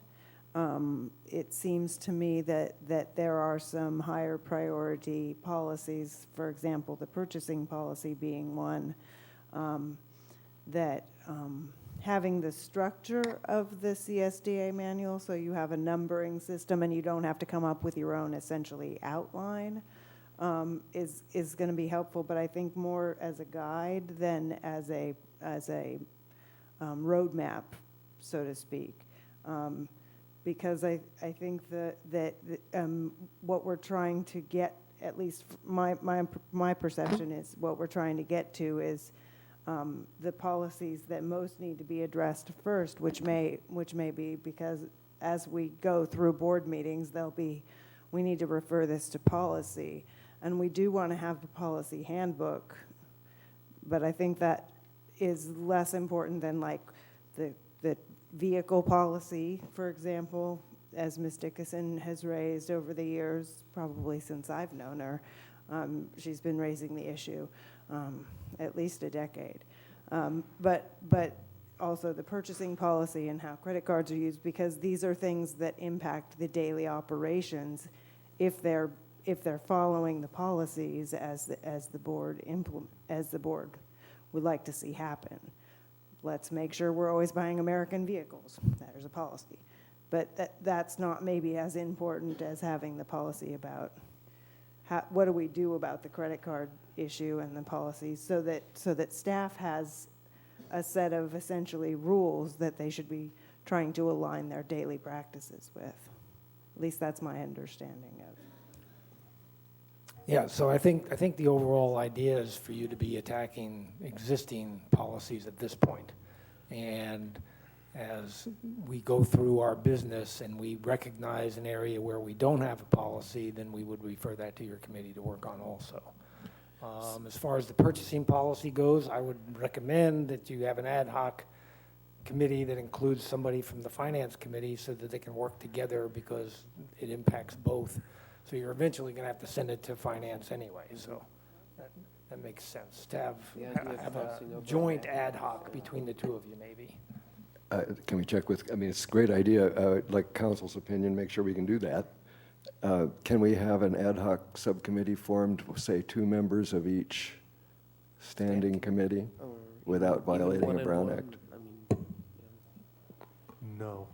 Oh, okay. No? Two ad hocs from Two either from standing committee finance and 2 can from. certainly get together, but they can't be a separate committee. No, I didn't mean that, but they can get together and talk without a violation. Sure. Thank you.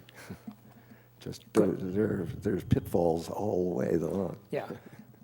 We did put the 6 policies that you guys have sent to us previously on the December 12th agenda. So if you would like some of those removed or changed or something like that, if you just let staff know, staff can modify that as your committees would like. Thank you. There's one thing I might mention too, is going forward, we do, as part of our process, as we are kind of working on our own process as well, so processes about processes.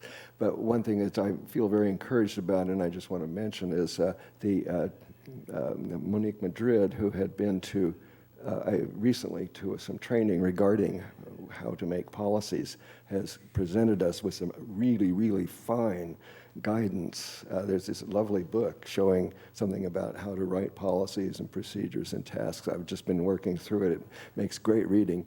But I think, and we have a subcommittee with which she is intimately participating as a kind of a initial experiment to see if we can't come out with some procedures as they work through this. So I just wanted to mention that, and also publicly thank Mrs. Madrid for her involvement in that as well.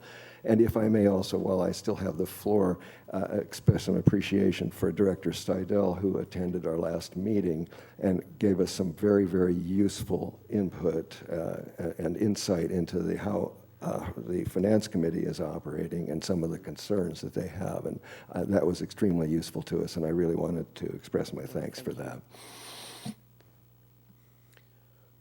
I did finally realize that there were a couple of things I wanted to say. Okay, we'll go back to finance now. No, I meant in terms Oh, to in the, regards to in policy. Okay, yeah. okay. Sorry about that. I'm sorry, okay. There are a couple of things that were mentioned in this conversation going back and forth. One that you mentioned, Director Rice, that the idea that the yes, the CSDA handbook be thought of in terms of a tool for numbering, for segregating the policies, and potentially to understand what kinds of policies might exist in some kind of environment, but they don't have to replicate the CSDA policy book. I, from the beginning of hearing about and being involved in policies at all, just on the periphery, I don't know what policies exist. To this day, I would like to have a list of policies, and I'd like to have a list of policies that have the associated date with them, because I think just those two pieces of information would potentially drive us to things that we need to take a look at immediately too, that could be, because of date, should be considered. And in doing that, perhaps then the policy committee could also come back to the board with recommendations on what policy should be approached. Maybe which we would want to look at initially, not just because of date, but maybe a combination of what it represents in process and the date that it had originally been written. I like the idea of the ad hoc crossover, not necessarily the idea of a formulation of a standalone ad hoc, but to create that kind of synergy between the committees. I think that will help us get over some hurdles of always continuously having to, I'll call it throw it over the, throw it over the wall to the, and I don't know that it was recognized immediately that the staff person coming to the individual committee meetings lately really represent the conduit from the committee to staff in general, so that they would be able to relay the needs and either resource or access to information in some way. And I think that'll just take a little bit of time to get that mechanism going. And that's all I had to say. Thank you. Okay, very good. President Pearson. Yes. I think similarly to the staff person, that the board member who's the chair is the liaison kind of from the board and to the committee. So it's kind of a parallel kind of position. As far as existing policy, I believe there was a subcommittee that did already get a list of what our what the current policies are, and I thought that was going to come to us last week when we did that item, but I didn't see that part of the list. I know they have already kind of looked at that a little bit. What you had in the packet last week was simply the table of contents from the CSDA manual. But if you go to the previous month's meeting, there was a single page included, which showed, but only for the policies 100 and 400. In other words, a subset of the entire set, which did survey which policies existed here in the district. But I am not yet aware, but I don't say it doesn't exist, because I've been presented with two huge binders of work that Mike Lyons left us. I don't know whether the entire universe of policies has been inventoried yet, so I think we will definitely, if between now, I don't know if I can do this between now and tomorrow, but to see if there is not such an inventory of the complete universe, then I think we do need to get started on that, and we'll definitely do that. I'm sure we'll miss one or two, like I missed fire safe focus on the forest issue. I mean, you're always going to miss one or two, but we have already, the committee has already undertaken some of that existing policy work. Yeah, and I just, excuse me, oh, sorry. Would you like to clarify here? So our district policies are available on our website. If you're on our homepage and you go to the tab that says About Us and go down to Departments and go to Administration, there is a list of district policies on the website. Good. Thank you. Just for your information. Thank you.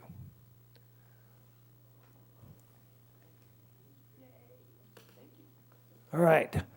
We're on to the R&I committee, Chairman, but Ms. Dickinson would like to speak first, I think.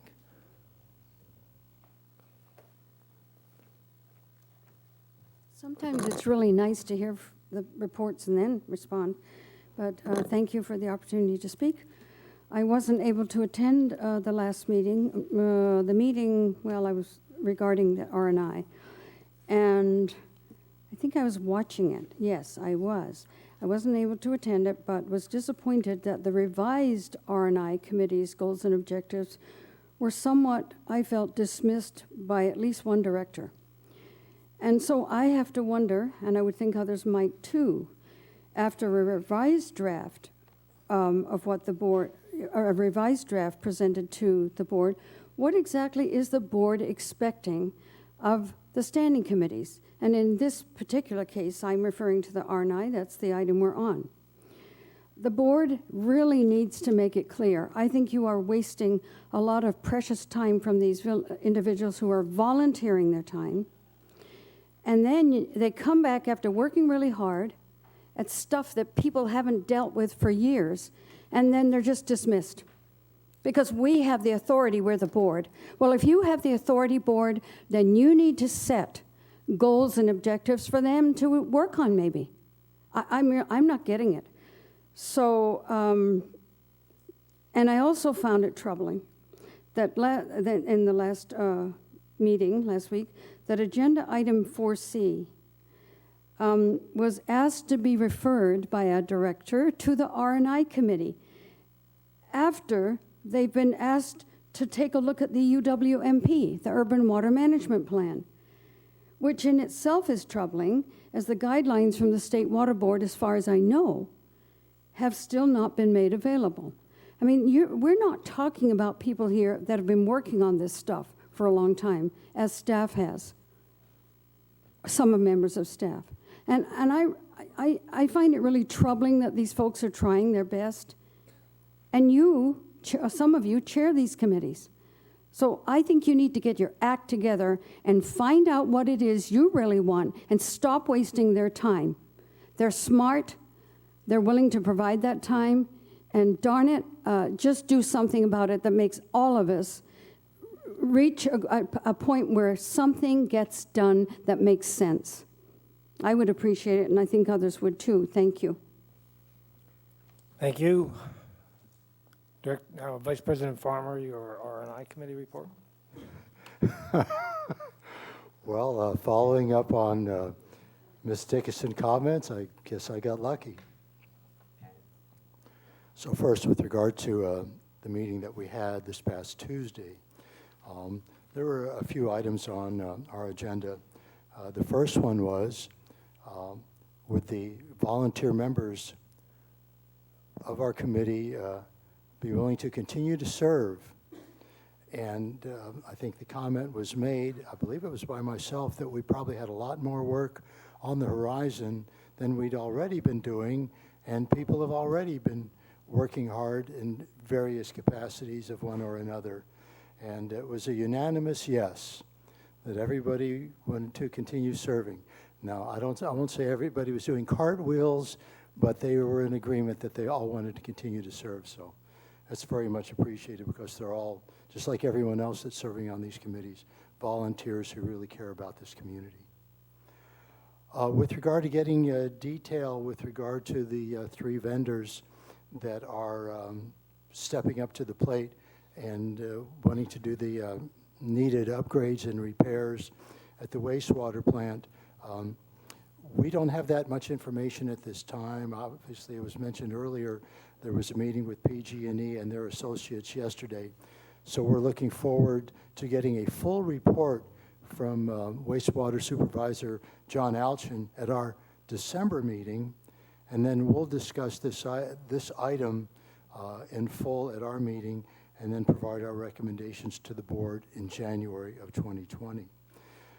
We also had a brief discussion with regard to forming an ad hoc committee regarding water conservation. This includes gray water systems and all, let's say, potential 21st century ways of, like we say, conserving water. And we formed a committee. Well, let's put it this way. 3 of us volunteered to do this, Mr. Webb, Brad Fowles, and myself, and we'll be sending this to the board for their approval so we can actually form this committee. And also, I remembered that last month, Director Howell made a recommendation that we should investigate wetlands construction. Now, I don't know whether you can call that water conservation, but it is about water, and the use and reuse of water through wetlands, so we might be able to include that as well.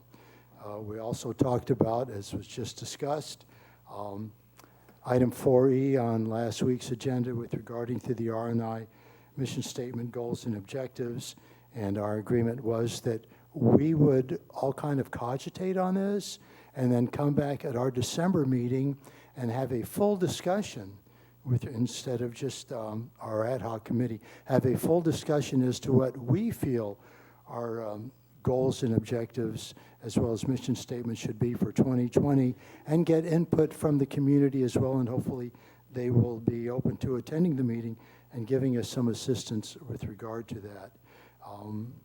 And then we'll get back to the board in January or February of 2020.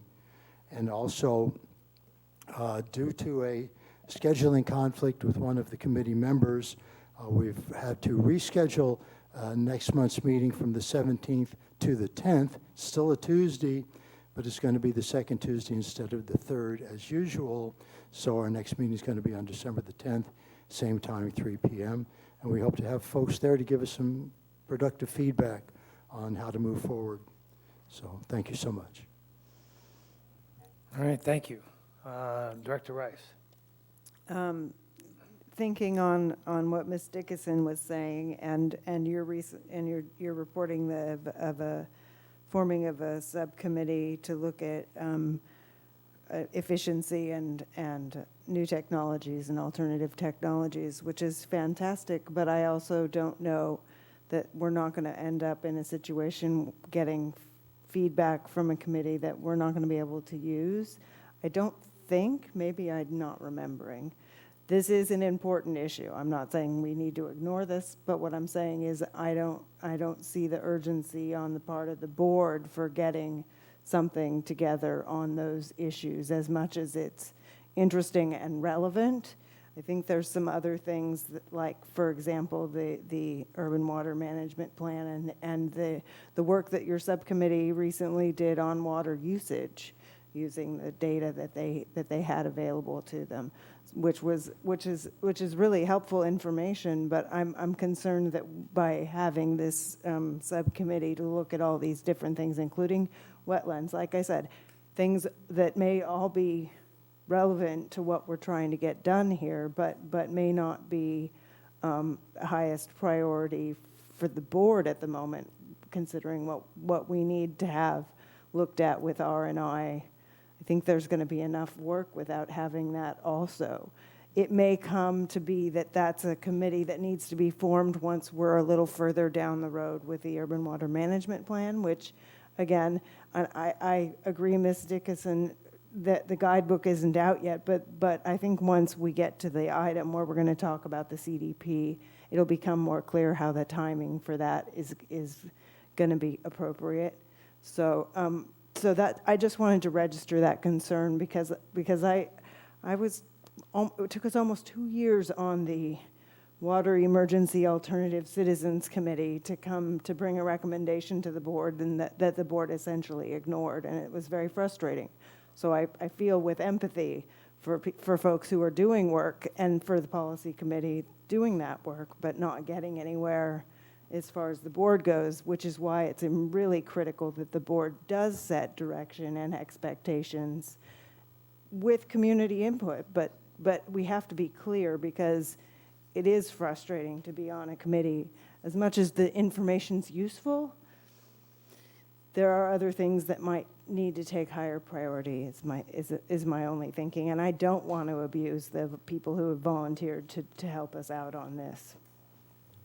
Yeah, I would agree that the R&I committee has lots on its plate before they should be getting to that. And again, once the consultant is on board for the urban water management program, I think that is a spot where that committee would be formed and then be in assistance to that consultant on that particular conservation part of the urban water management plan. The report on water usage that was done, that's come to our attention informally, I think would be something that we would like to have. if your committee could look at that and make that either a recommendation or a final report to us on that particular issue, so that the board has that formally, that would be really a step in the right direction, I think, also. I appreciate the feedback from both Director Rice and President Pearson, and we'll have someone from that particular ad hoc committee come in, probably Mr. Gray, since he seemed to be very involved with regard to the water demand and water use. And we'll have him perhaps come to the podium next month and provide that information to you. And with regard to your comments on water conservation, that's much appreciated, and I'll take that back to our committee. And yes, like I said earlier, we do have a lot on our plate in a variety of different ways with regard to choosing the particular company that we'll go with regard to improvements at wastewater and other various needs that we have. So thank you so much. Okay, thank you. Oh, Director Howell. Oh, just a few. I kind of taking a little issue with some things that were said. I mean, what was said is very important. Clearly, we have some very high priority things that are of immediate need. However, I do think there is some value, especially at the standing committee level, where you're bringing in public input and there's greater opportunities for public involvement, that some attention does need to be paid to long-range planning that would be planning beyond any of our terms. And I think when this committee was originally formed, I did speak to them and tried to urge them to think not only about what our immediate issues are, but to try to use a longer planning horizon. And so I would kind of, on this sense, I would not want to discourage them from doing that, provided that the priorities that we are concerned with immediately are set. But I wouldn't discourage them from going forward if they have the time and if they're doing an adequate job of what we immediately need. So I would suggest that if they want to go forward with that and they have the time to do it, as long as we're getting what we need from them now, I think they should be encouraged in that way. Yeah, my only comment there would be that the urban water management plan is the long-range plan. And so as we get that consultant on board and as we start going through the pieces of that, that would be the time that committee could be most useful. And let's wait until that point and then make them useful instead of letting them go off in one direction and then having to turn the ship, so to speak, okay? Yes, Director Steidel. I think the other piece of that, too, is that it isn't just a matter of the committees themselves being involved with work and working towards something, but then the work that they're doing, they're more often than not having to rely on input from staff. So we have 3 committees, and I think that we have to be aware of each other also in terms of what kind of staff demands might be being generated. Something that possibly we could look at as a board is when we go through our yearly planning. I'm assuming that what we went through in January this past year and taking a look at goals and objectives and so forth is something that will be a yearly mechanism for us and could be a genesis for being able to ask the committees as a precursor to consider longer range items that either the community has brought forward or that they've recognized, and that can be made part of the conversation and potentially have them codified in some way as far as the goals and objectives for any given committee. Okay, very good. Moving along, I'd like to get through the liaison and ad hoc committee reports before we take a break. Mm-hmm. Yes. So I will start and try to go through the Fire Safe Focus Group somewhat quickly. Fire Safe Focus Group meets monthly. We've been doing so here at the Vets Hall. It's the second Wednesday of every month, at 3 p.m. If the firehouse gets repaired by January, we'll start meeting back at the firehouse again, just because that makes sense for the Fire Safe Focus Group to be meeting there. We had we are looking into grants for an alert system, which would consist of signage and a radio station that people could tune to and during any emergency, whether it's a fire or an earthquake or anything like that. We'd put these signs up at key intersections with, there's a possibility that there'd be actual messaging on the board, or even just a sign that says, tune your radio to this station and get instructions on what you should be doing. Okay, so we're working on that, getting that together and getting grants for that. So that may come before us to help with the grant if we have to have a matching fund or something. We're also supporting the NCAC efforts to improve the evacuation routes out of town. They sent a letter to the county asking about using Route 1 and having 2 lanes out of town instead of just one, using the shoulder. And we supported that. And I think speaking with Supervisor Gibson the other day, he's on top of that and is going to get us some information from the emergency services people at the county. The work being done on Fiscal Landing Ranch and other places in town has been a subject of discussion at the Fire Safe Focus Group for the past 4 or 5 meetings, and a lot of good information has been had, a lot of good discussion. I think the people that are having the work done, the Fire Safe Council from the county, have been very forthcoming with the reasoning that they're doing what they're doing. They've said, we'd love to do a prescribed burn, but they're afraid of lighting the entire town on fire with the condition that the forest is in. So I would invite anyone who wants to get more information on why they're doing what they're doing and what the end result is that they're looking for to come to the meeting in January. They are very happy to talk about it and explain their reasoning and what they expect to happen in the next couple of years. They expect most of the undergrowth to come back. So please attend those meetings and get more information on that. That completes mine. I'll now turn the microphone over to Vice President Farmer for his liaison reports. Thank you. First, I want to give a report from the Friends of the Fiscalini Ranch meeting that took place a week ago today. Oddly enough, the first item of discussion, and I arrived slightly late because of our closed session meeting here, was apparently a fairly lengthy discussion about finding a place to have a helicopter landing to be used in firefighting emergencies, obviously on the ranch. Ms. Barbara Gray, who is the head of the healthcare district, was involved in the discussion, and it was took probably about a half hour. The Pastor Mark from the Catholic Church, Santa Rosa Catholic Church, discussed maybe investigating using the Santa Rosa Church parking lot as a landing place for a helicopter in times of firefighting emergency.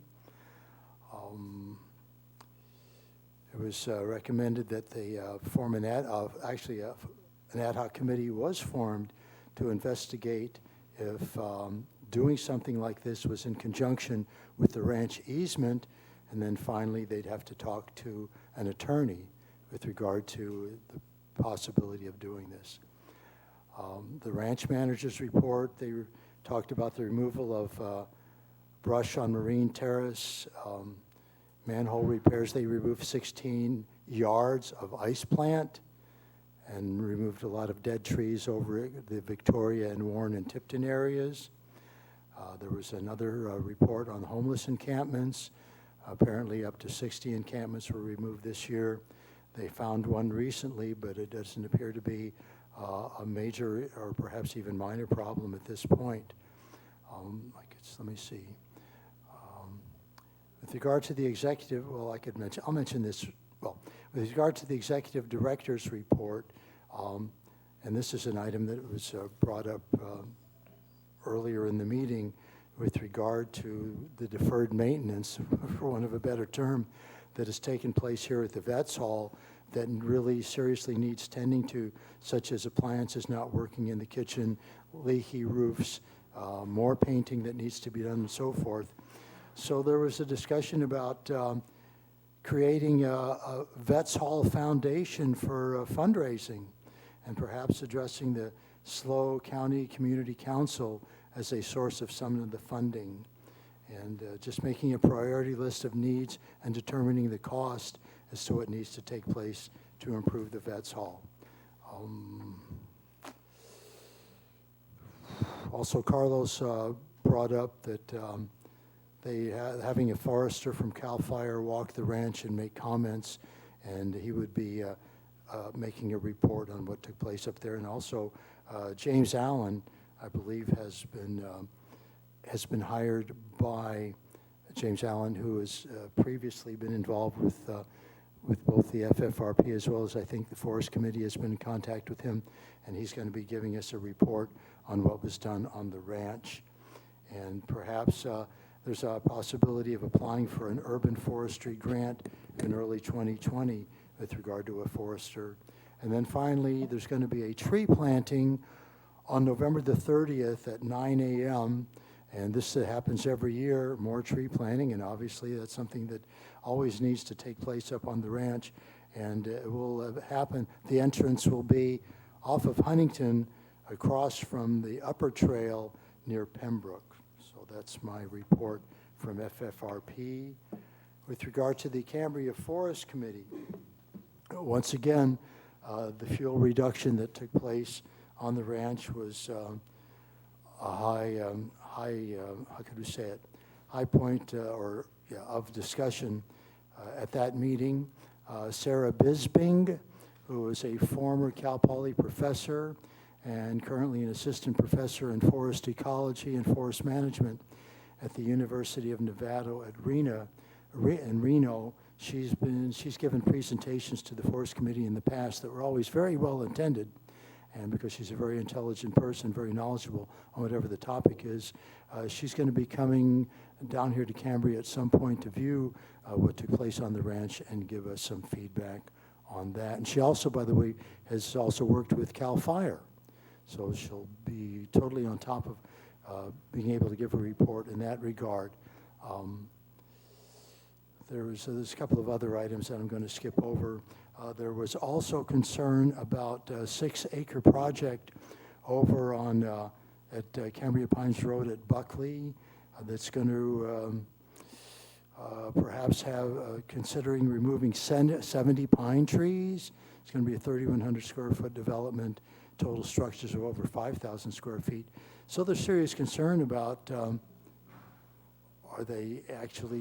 can they actually remove 70 Monterey pine trees? And also there was concern about getting the Forest Committee plugging into the county permit distribution list, which they used to be, and it was discontinued, and they want to get that reinstated so they can be more up to speed on what permitting is taking place. And then finally, addressing the California Forest Management Task Force and the California Forest Improvement Programs and urban forestry grants. We're going to be, the Forest Committee is going to be addressing those, investigating those issues. Like I said, and that's regarding more tree planting and habitat restoration. And if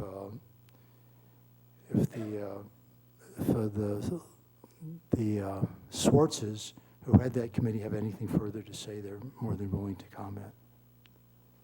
I do have something from Mr. McKinnon would like to make a short comment.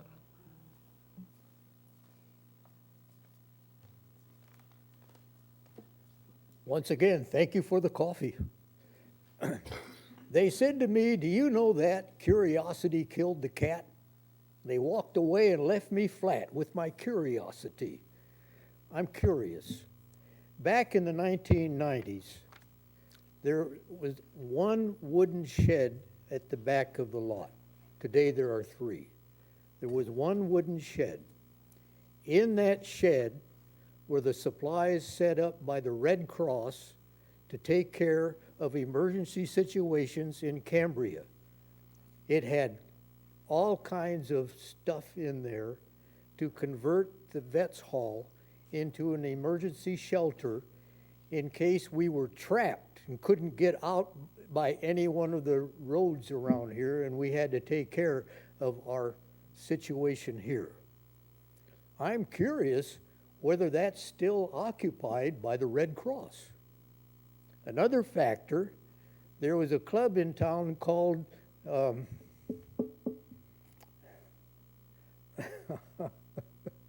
ham radio operators. The ham radio operators in the end room that we called the fireplace room had an antenna going up through the roof so that they could set up radio communications in case of an emergency in Cambria. Well, from what I see on the roof, that antenna is gone. Maybe the radio club is gone also, I don't know. But at any rate, in reflecting on what used to be, maybe it's still in condition. And maybe we are just not aware that the Red Cross is ready to step into Cambria at any time and set us up as an emergency room. One of the little bylines was that the parking lot could be used as a helicopter station. You just keep the cars out. They could come down and land. So those are just things out of my curiosity. Thank you. I'll turn my back and see what you say. Thank you. I'd like to make a brief comment regarding Mr. McKinnon. This past Sunday, my canine companion Chiron and I were out on our lengthy Sunday walk over to the ranch and back, and we happened to run into Cherry. He was out driving down Avon, and we got into about a 20-minute conversation. And one of the things that Cherry said at that time, he says, you know, I'm 91 years old, I'm kind of losing it a little bit, and I told him after we had had our 20-minute discussion, I said, well, I don't see that, Jerry, to be honest with you, and I don't see it now either. So thank you, Jer. At your age, buddy, we should all be hopeful that we're still functioning at a fairly decent rate at 91 years of age. Thank you. Okay. We'll go ahead and take the break. You ready? And we'll be back here at 1:15 on that clock in the back.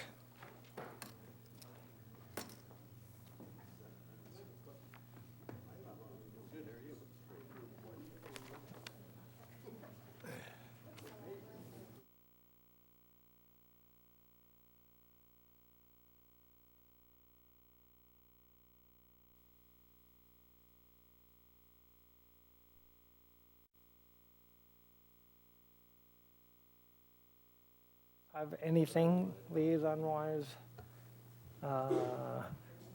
No, then we'll move on to yes. Oh, wait, liaisons. Director Rice. Liaison, yeah, I've got one too, yeah. I just wanted to follow on with the fire safe focus. I don't know, every Sunday at 4 p.m., KCBX usually plays Harry Shearer's Les Show. Right now, they're doing a special 5-part series called California Burning. It's a very fascinating program. You can also access it there's already been 2 episodes, so there'll be 3 more Sundays at 4. You can also go to the website californiaburning.net. californiaburning.net. It's a fascinating show about fire protection, fire safety, the effects of climate change, all of these. I can't recommend it highly enough. It's a lot of really good experts talking specifically about fire in California. Good, thank you. Director Howe. We have an NCAC liaison report. And this is, unfortunately, there were 3 meetings that went by between the last report and now. Being as we've been having such a good time for so long here today, though, I'm going to try to abbreviate this. Basically, Supervisor Gibson usually gives a short presentation at each meeting.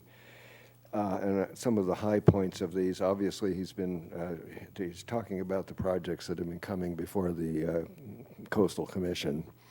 And his opinion is that he's basically saying that the Coastal Commission is using outmoded information for the water supply and demand issues. What's needed, he feels, is a more detailed technical analysis. And he does see that the Coastal Commission is looking into Cambria's water supply very aggressively, which of course is something we are all aware of. And he's hoping, of course, that these issues can be resolved and the projects go forward. And he subsequently did say that the county needs to work with the district here to verify the existing commitments for the water service. That is, we need to look at these existing commitments with the county somehow. I'm not quite sure how that would be done, but to be able to, so that the county can comfortably say, yes, there is water. Just as an aside, in terms of the homelessness issue, which was brought forward sometime, he did in fact take a ride along with the community action team. It's a team of the sheriff's department. So he has been engaged in the homeless issue to some degree. Also regarding that, the county is working on providing dumpsters and sharps boxes for homeless. I don't know exactly where this program is going, but he did mention that. There was discussion about the evacuation plan and the Highway 1 evacuation plan, and the upshot of that, after the NCAC wrote a letter, which I think President Pearson, you had mentioned, the response there is that they are going forward, and let me see here. So that possibility of emergency evacuation lanes is being looked at friendly by Caltrans and by the County Office of Emergency Services. And he is saying that the emergency services people, somebody should be coming to the Fire Safe Focuses group to discuss that further. So it sounds like that will probably go forward. Exactly how that is to be done, of course, no one is saying, but at least everybody wants to have that happen. It's certainly a problem that everybody recognizes. In Supervisor Gibson's district, there are now 2 vacancies open on at least as of October 16th. So I don't know if that's still true, but he did announce that there are 2 vacancies open on the Commission on the Status of Women. This is a group that's been operating since the 40s, dealing with things having to do with healthcare, employment, education, and financial literacy, things of that nature. So they're looking for 2 people to serve on that committee, at least as of, 2 weeks ago. So I would presume anyone interested could contact Supervisor Gibson on that. The meetings are at 6:15 in the evening on the first Tuesdays of each month at the county building. Regarding our friends up in San Simeon and their sewer problems, the Board of Supervisors has allocated $130,000 for them to begin a study as to what they're going to do, a planning study regarding they're going to have to do something. So let's see. And again, there's several cases in his speaking where he wants to take a regional viewpoint in terms of our wastewater issues. So he has, as you said, President Pearson, that he has been working with with the San Simeon CSD and with us at a very high level as to how that might go forward. In that same vein, he has been participating, if I understand correctly, in the the Coastal Commission has had some workshops regarding sea level adaptation to sea level rise and affordable housing, those two very burning questions, and issues about seeking legislative funding to deal with these, and that Gibson has been working with supervisors up and down the coast. So it's, again, the idea, I think, is it's appropriate with these very large problems to take a regional approach to solving them.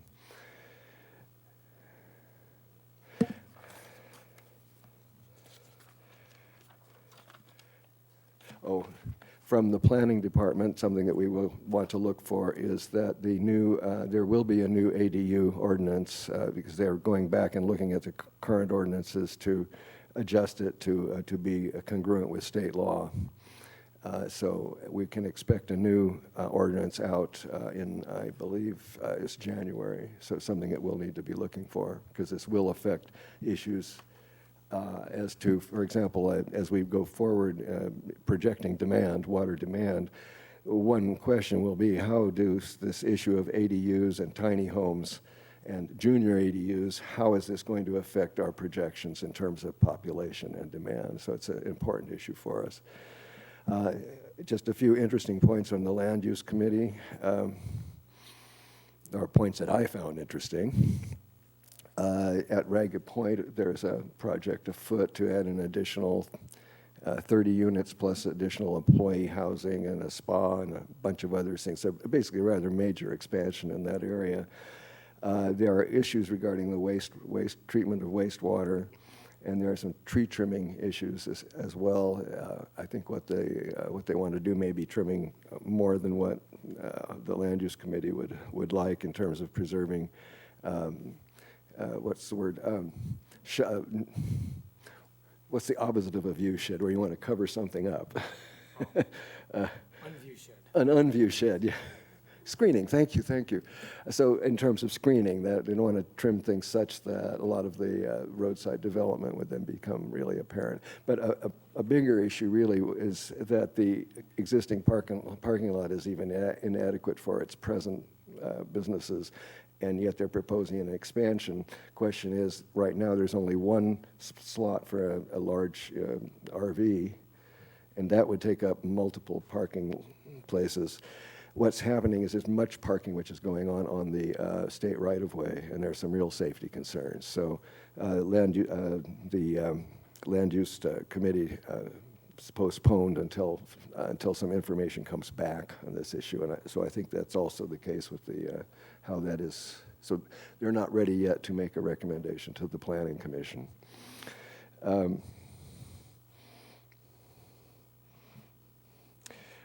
A couple of just, in addition to the development proposals, which we've already heard, things which have gone before the Coastal Commission and been denied or otherwise postponed, a couple of things that I've found interesting. Two minor use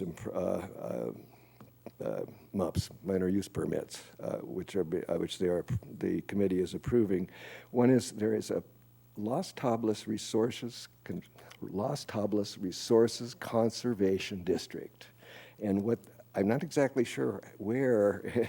However, they want to restore some of the Santa Rosa Creek bank, especially that area which is where the road is falling away, and so that project was approved.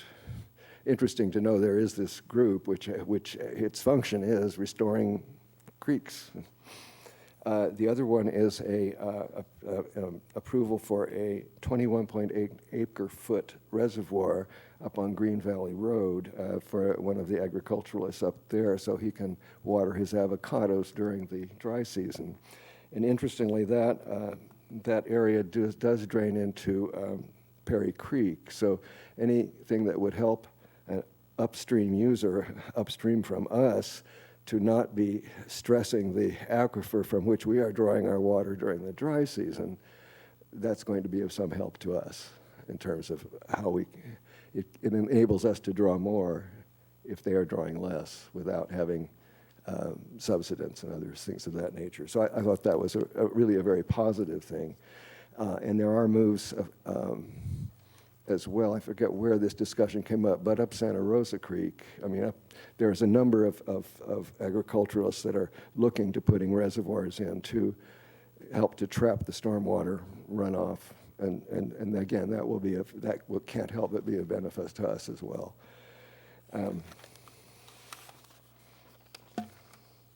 Trying to rush through this here.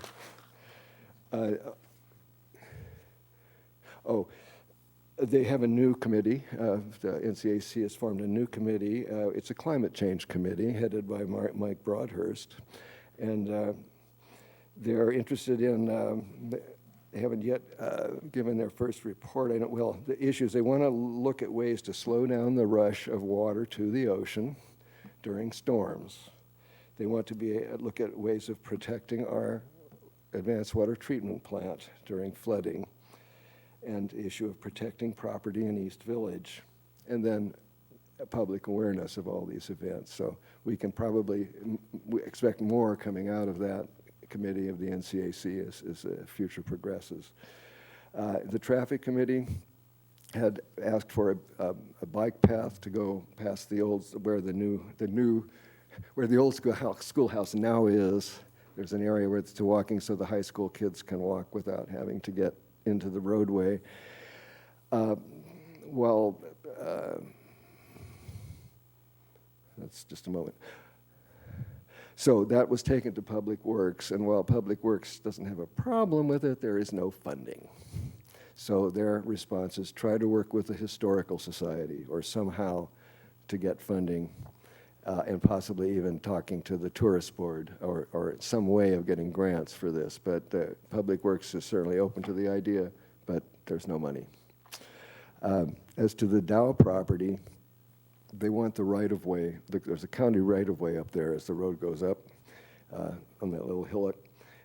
They would like that county right-of-way vacated, and there are some concerns with the council that the public access to that area needs to be preserved because many people go up there. There's a fantastic view, and so that needs to be preserved.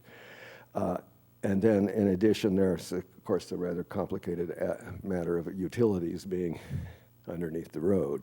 So where that's going to go, we don't really know. I've referred, of course, to the evacuation lanes, which is a big concern. And the final thing there, we now have a group in town who has been looking at the safety of the boardwalk in the Moonstone Beach area, and it came with many pictures of boards coming up, and actually were quite dangerous things, especially for people with wheelchairs or otherwise compromised in their ability to walk. And so the gentleman from State Parks was also present, and they apparently they were very willing, one I might almost say eager, to have volunteers come and help. And they'll be happy to set up volunteer work days and supply tools and of course the release of liability forms or whatever. And such work days could be adjusted to the talents and inclinations of the people who wanted to volunteer. But I thought that was a rather positive, cooperative approach. And I think that's enough for one time. Okay, thank you. Vice President Farmer. I will endeavor to make this as brief as possible. Just want to follow up on the R&I report. I mentioned about Mr. Gray, Tom Gray, giving us a report on the months that was spent by the three members of our committee, including Vice Chair Dean and Mr. Brad Fowles, who are in the audience right now. And they reminded me that actually all of the information that was gathered for this report is available at the district website. So for people interested in the years of supply and demand that have taken place and what's anticipated in the future, you can just go to the district website and get that information. Also, one other thing that we discussed that I totally spaced out on was the idea, since folks are legitimately wanting to know, well, how are the ratepayers' monies being spent with the increased water rates? How are the ratepayers' monies being spent on infrastructure improvements? And the suggestion was made, the obvious one, well, we should just put a little flyer in in the water bill every once in a while to let people know how those monies have been spent with regard to the various projects that have been taking place as a result of that funding being available. So there we are. Thank you. All right, thank you. All right, let's move on to ad hoc committee reports. Start with Director Stidel, the ad hoc committee on affordable housing.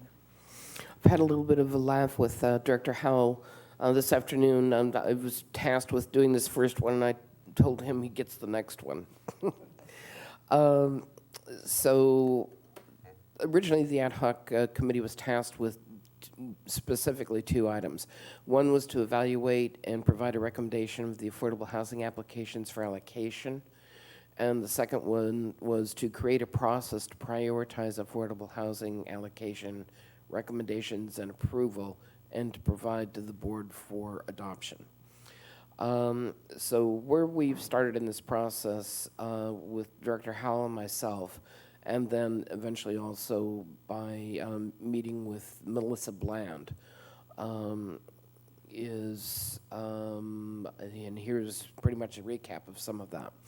So where we started, our approach was that we took a look at the overarching documents and ordinances related to affordable housing at the state, the county, and the district level. The outline of that was to understand any limitations or exceptions before we get down into the nitty-gritty and following the actual word-for-word kind of comparisons. At the state level, of course, it's more of a broad statement of policy, so there really wasn't as much there to concretely hang Cambria off of. So the county requires most consideration because it is the entity with the land use authority, but the subject matter of affordable housing actually crosses over several areas of interaction between county and the Cambria code, and then often starts tearing into other things. So not intentionally to make your eyes glaze over, but just as a quick example of that kind of document tearing, you've got the county general plan, which then it's going to sound like a Bible verse. The county general plan, which gave birth to the North Coast area plan, which gave birth to the Cambria urban programs. And to quote specific within the Cambria urban programs, the county and the CCSD should work together to ensure that affordable housing project proposals are allocated adequate capacity of available water supplies. Adequate capacity, available water supplies. Keep those 2 things in mind a little bit. Which then, as part of the North Coast Area Plan also, and the Cambrian urban programs, was the community-wide standard and reservation of capacity, which says that the Cambria Community Services District shall reserve available water and sewage treatment capacity. And dropping down to item B, affordable housing, there's a program required. And the CCSD shall reserve sufficient water and sewer capacity to serve affordable housing. Hold on to the word sufficient. But this is where the program requirements and the assignment of the affordable housing water meters originates. That's its authority and definition. And so we have some idea where that came from and why we look at that on a yearly basis and why that program exists. Now, teasing out the answers to many questions works back and forth between the county, who has a broader mandate, and Cambria, which is singular in the county because of our water and land use conditions. So considering all of the questions, having gathered most of the reference information needed and drilling down to the whys, we're now finding multiple questions that come to the surface to satisfy how. Sometimes it's a matter of the back and forth of Cambria not fitting into the norms of the usual county process because we are so singular. For example, we would want to certify a project as affordable so that we can validate that it fits within the growth management exemption. However, the county can't accept a project for processing until they have an intent to serve letter from CCSD, and generally the certification doesn't happen until after a project's submitted and the process begun. So we have a real life catch-22 for those of you who are old enough to understand that or have reference to that term. Now, there's several resolutions to the process issue, but there needs to be further conversation on this, obviously. Some of the questions will be more challenging, such as the determination that we ensure affordable housing project proposals are allocated adequate capacity of available water supplies, or perhaps even more challenging, the question which of what determines availability of water. Those kinds of terminologies are rampant within the kinds of reference documents that go on. And frankly, until we can find something more tangible or represent something as the basis of statement for those, we will probably continue to be working our way through this process. In addition to that, things are changing with the lack of what could be considered affordable housing for many in the county. There are a number of creative ways that housing is being viewed, from ADUs to junior ADUs to little houses. Now, not all of these will be considered appropriate for Cambria, but there are some that will. And it won't be, as far as Director Howell and I are concerned in conversation with this, it won't be our attempt to answer all of the questions, but we'll try to identify as many of the possible questions to begin to understand the potential impact as they become part of the county land use authority related to those different types of housing. There was a comment made earlier in board discussion about the ADUs and the junior ADUs and the potential increased demand. And just as an aside to that statement, that one really is, there is a lot of complexity to that, because you could look at it in terms of just determining what kind of factor you're going to use instead of 1.78, you know, to use 2.1 if you're going through some kind of calculation. But it's also, there are a lot of intangibles with that, in that may not necessarily relate to an increase in water usage, because what you may be looking at is just the idea that someone has something to call their own, and they're not renting a place with 4 or 5 other people where the water use is already in effect. And I'm not saying that that's the way it is across the board for all of those things, but it's just another element of the complexity of the kinds of things that need to be looked at. So by consensus between Director Howell and myself, we felt that the first item, the number 1, evaluate and provide a recommendation of the affordable housing applications for allocation, is something that we could go ahead and be looking at tangibly. And it isn't a matter that this is actually going to, you know, launch a process or launch a system, but there's no reason that the affordable housing applications that are currently coming to CCSD can't be defined, evaluated, and we provide recommendations for how the allocations for a meter could happen for that. It would be up to the board to, as an entity, to look at each of the applications as they come through and determine whether they would receive allocation of a water meter. The second one, create a process to prioritize affordable housing allocation, the recommendations and approvals, and to provide to the full board for adoption. This may have some more complexities to it, and it's not something that I expect is going to be resolved in the next meeting or two. That we're probably going to be doing data gathering, and there may be other things that are going on in parallel along with it that will end up assisting in defining some of the things that I talked about previously with some of the wording. And Director Howell, unless you have something else that you'd like to add to it, then that's the report I offer to the board. Okay, thank you. I would like to get some kind of clarity on the LOI versus certificate from the county. And so, Mr. Weigold, can we get a letter to the county asking them for clarity on which egg or chicken comes first there. Thank you. Director Rice? I was just going to ask next steps because it sounds like the work's not done. You don't need any input right now. I'm just curious the next steps. Well, the next steps, we're driving mostly towards the evaluate and provide recommendation for the applications toward allocation. All right. Thank you, Vice President Farmer.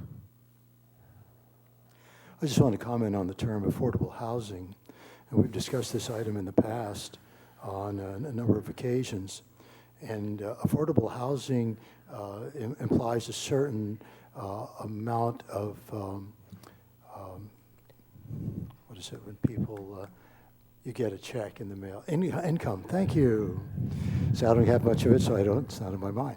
With regard to income, and I believe affordable housing has to do with around, let's say, an income of about let's say $70,000, $80,000 a year. And obviously there's a need for that in this community. We have people like school teachers, folks that work for the fire department and so forth, or even realtors for that matter, who might be in that bracket. But what's really needed, I know we've discussed this in the past, and we can talk to the various businesses here who are losing employees who are low income, very low income, whatever you would want to call them, or moderate income, because the rentals are going up, the rentals are disappearing, as you alluded to. And this is, and therefore they're losing employees, or employees are having to move out of town. And this is also a very important factor. So it's not just affordable housing. I'm not necessarily denying that need, but people at low and moderately low income are just as important, just as necessary for the viability and vitality of our community. So I just wanted to bring that up. Thank you. Yes, And I appreciate that very much, Director Farmer, and it's something I'm very sensitive to also. Fortunately or unfortunately, we only took a bite of the elephant by trying to take on these two tasks that were defined very specifically for a process.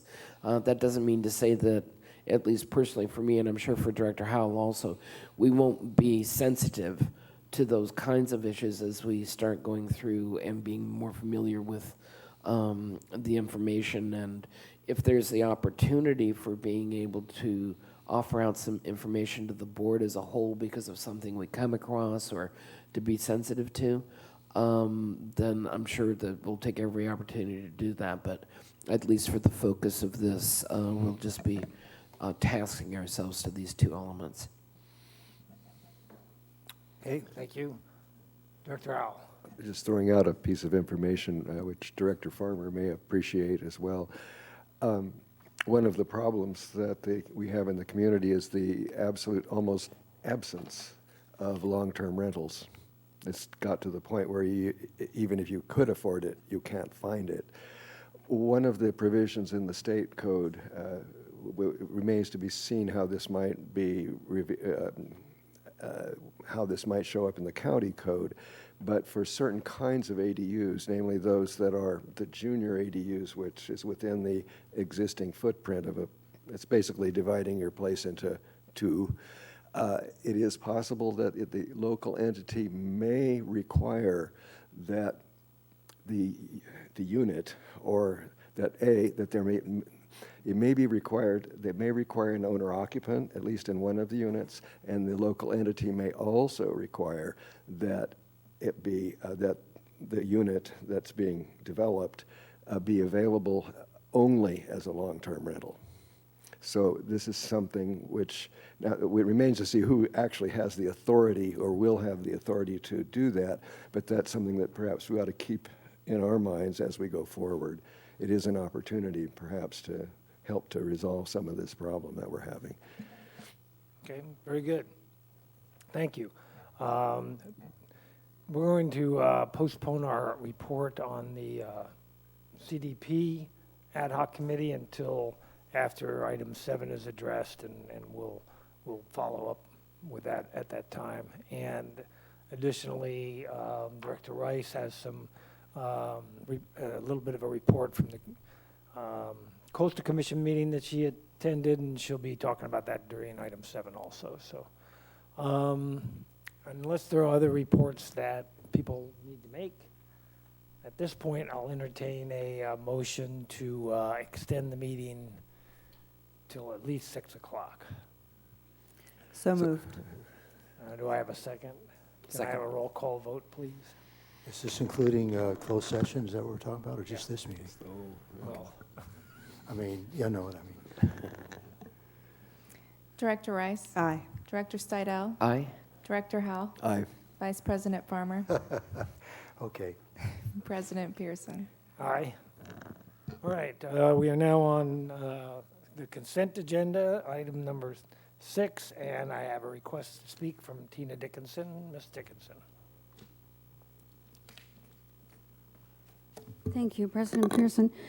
I have a question on page 42 of the expenditure report, and this is reimbursements made to Director Rice, specifically on the Coastal Commission meeting in Newport Beach.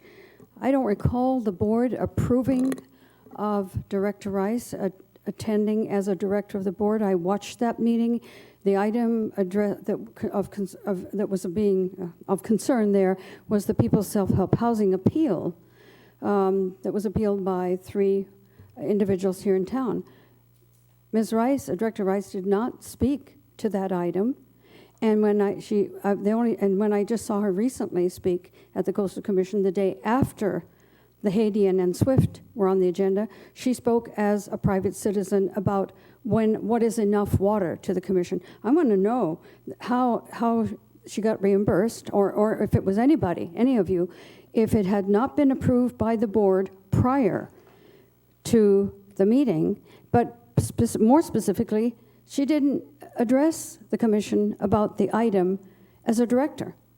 So I'd like to know how that particular item, I know there are a couple of others, I'm sure that those are, I have no problem, but this is a lot of money, $442.40. Could someone please explain? And I would ask district legal counsel on this, because the Brown Act does not allow for this unless there's an approval, as I understand it, from the board prior.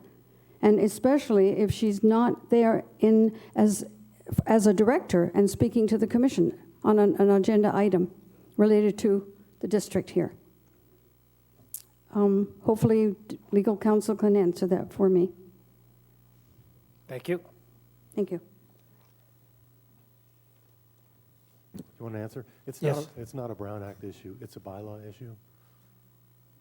Okay, thank you.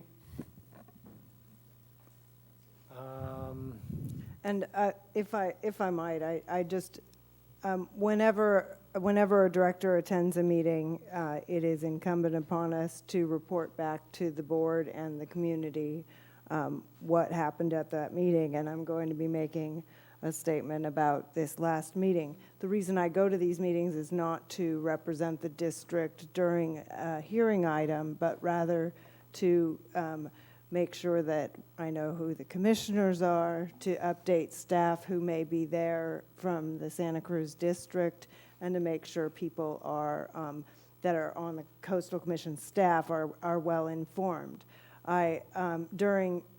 During the hearing that last week on the Haitian, I put in a speaker slip not to speak, but if any of the commissioners had questions on the item, which they did not.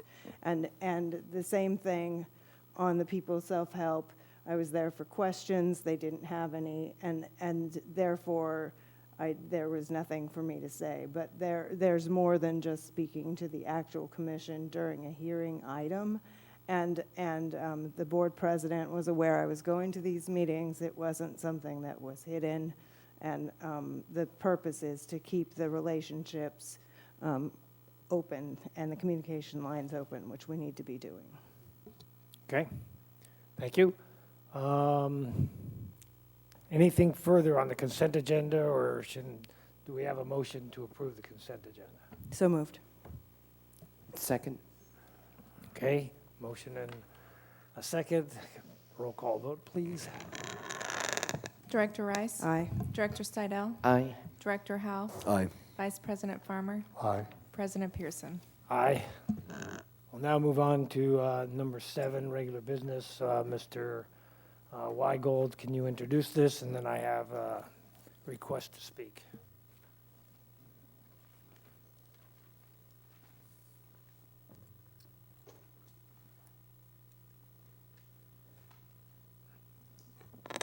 Yes, Mr. President, item 7A is discussion and consideration on a status report for obtaining our coastal development permit for the sustainable water facility.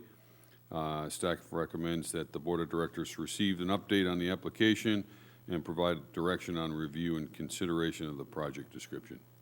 We have Mr. Pavel Ogren, our strategic and organizational advisor, who's leading this initiative, and he has a presentation at the ready.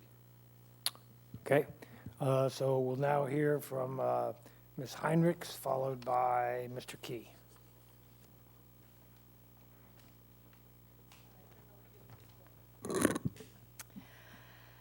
Thank you again. I see that Mr. Ogren has returned to the Sustainable Water Facility title after explaining how the emergency water supply project is what was built and the sustainable water project is what is proposed in his presentation at the June meeting. I hope to hear from the board today on the changes and how they are envisioned to operate. Perhaps you can provide documents comparing the EWS with the SWF showing the changes that will be required. I'm confident that funding for these modifications will get extensive discussion in coming days. That will be welcome compared to the brief discussion that was given to the original installment sale contract entered into by a previous board. All such discussion should also include what the impact of repaying any future loans will be on Cambria's water rates. Converting the EWS into the SWF means that Cambria's ratepayers will be paying more so that future users will have water. The SWF is specifically aimed at providing Cambrians with growth. Cambrians may want to reflect on how much they are willing to pay so that Cambria can get bigger and so that those who have speculated on property values for undeveloped lots can make money. Thank you. Thank you. Mr. Key, followed by Ms. Dickinson. Good afternoon, President Pearson and board. I again rise to speak on this issue of the sustainable water facility. In 2014, candidates for the CSD championed an EWS, which ratepayers were fine with. While other ideas were presented, we marched down the desal garden path. A friend of mine who is in commercial desal for agriculture, working out in the valley to try and deal with their really bad problems. I asked him about Cambria. He said, "Oh yeah, Cambria. They have written the handbook on what not to do with desal." But anyway, here we are 4 years later, no CDP, and to me that's evidence enough that how far over the skis we've been with this thing. This unit creates no new water per the Division of Drinking Water and has prohibited so many water management projects. The machine does not provide anything for firefighting. When it runs, it's a financial and environmental horror. Let's please just stop with all this time and treasure and all this stuff and get the CDP for this thing as what it really is, an emergency water system. We can satisfy the loan covenants and get on with the many CIP issues. I see Mr. Green working so hard and all of his employees working so hard. If we have the ability to refocus ourselves and offer these hardworking people the stuff they need for water management in this district, That's really where we need to go to move ahead. Additionally, perhaps we could even put in more tanks. I know that many people were concerned about firefighting back in 2014. Not address that at all. And this machine does nothing for firefighting, absolutely zero. So what I want to say is, if we can please just move on with the CDP as an emergency water system, do it the right way, and then move forward. Let's stop adding pages to the what not to do handbook. Now, I am for water. I am for water. And I think that a regional reservoir here on the Warren property is a great way to go. We have this machine. Let's figure out how to keep it working if we really, really need it. Control our costs on that and begin to move forward with a real regional water supply. Thank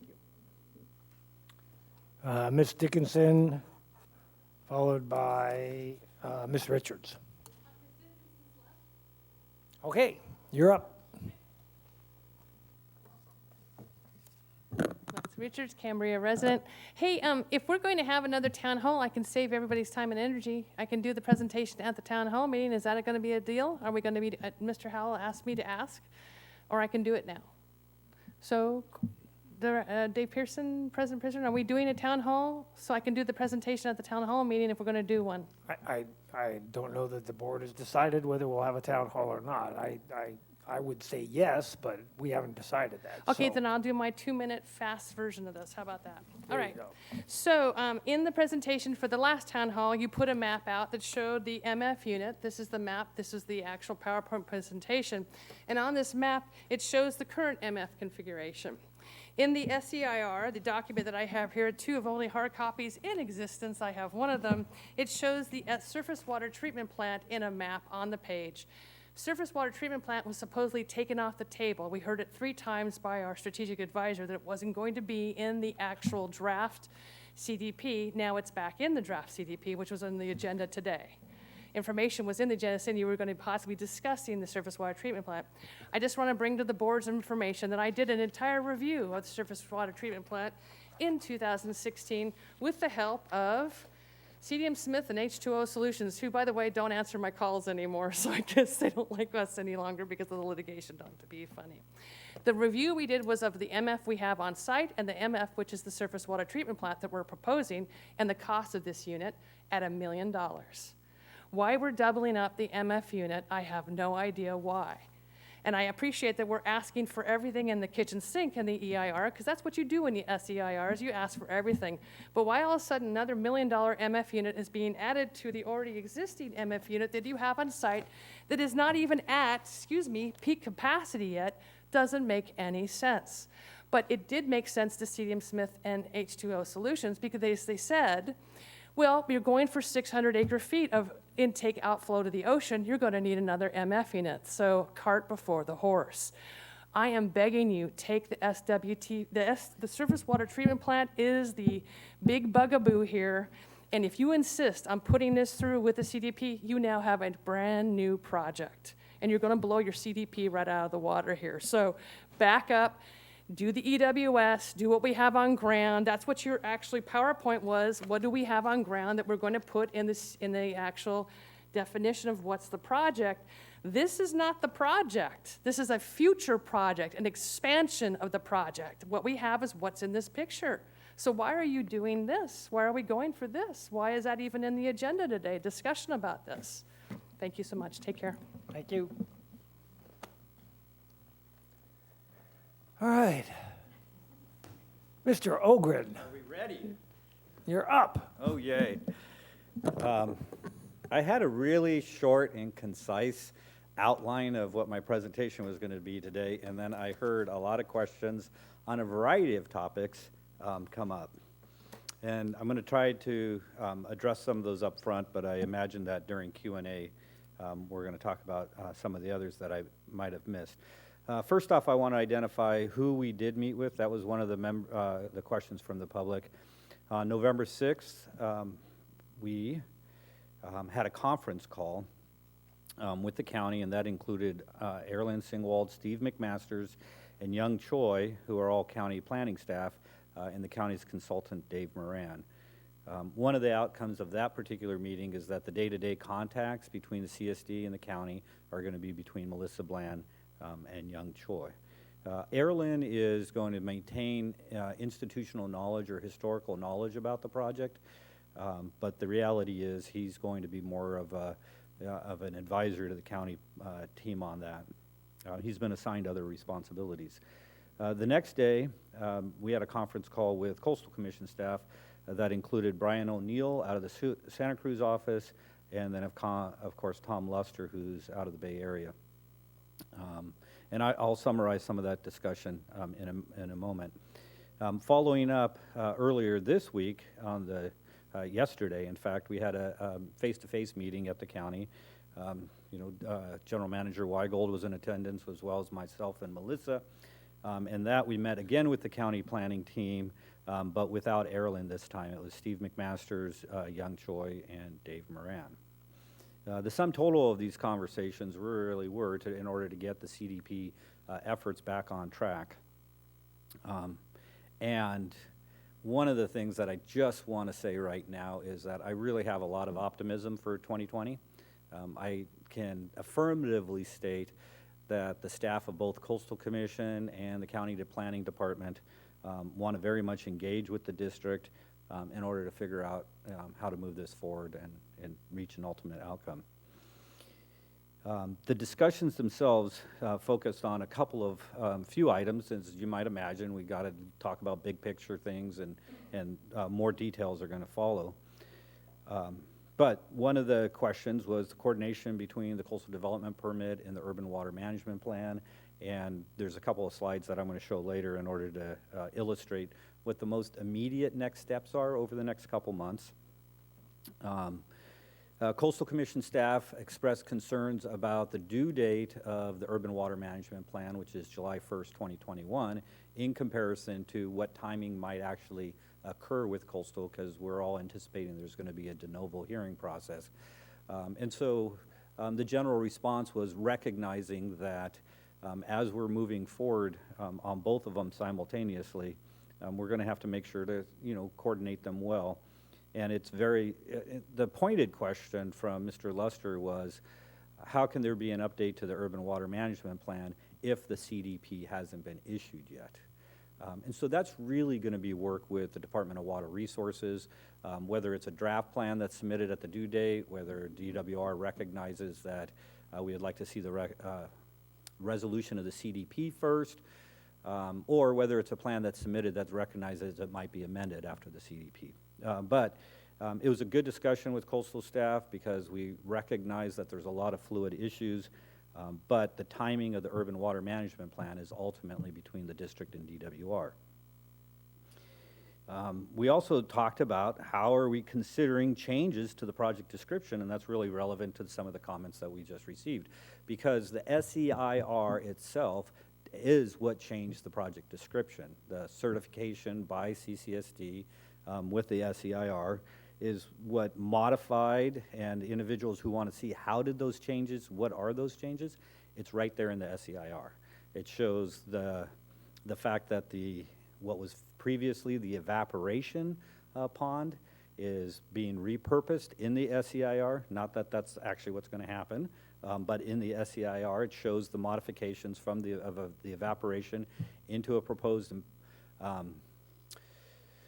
drinking water basin that would then have to be used in conjunction with the surface water treatment plant. And certainly that is something that we want to focus our discussions on in a little while here. But those project descriptions, there's a little bit of comments right now from the public that sounded to me as if we're making changes right now. And the answer is we're not making changes right now. The changes were incorporated into the SEIR, but are those changes actually going to survive, or are some of those things going to be taken out? And I want to make sure to talk about some of the challenges that we see with the surface water treatment plant and the repurposing of the evaporation basin. And I've spoken to them, briefly, obviously, in the written staff report. but this idea of what is the ultimate project description going to be, with the idea is we need to talk about some of the big picture issues, the significant items today, but as we go through the coastal development process, there's going to be continued discussions about some of the details that are included in the project description.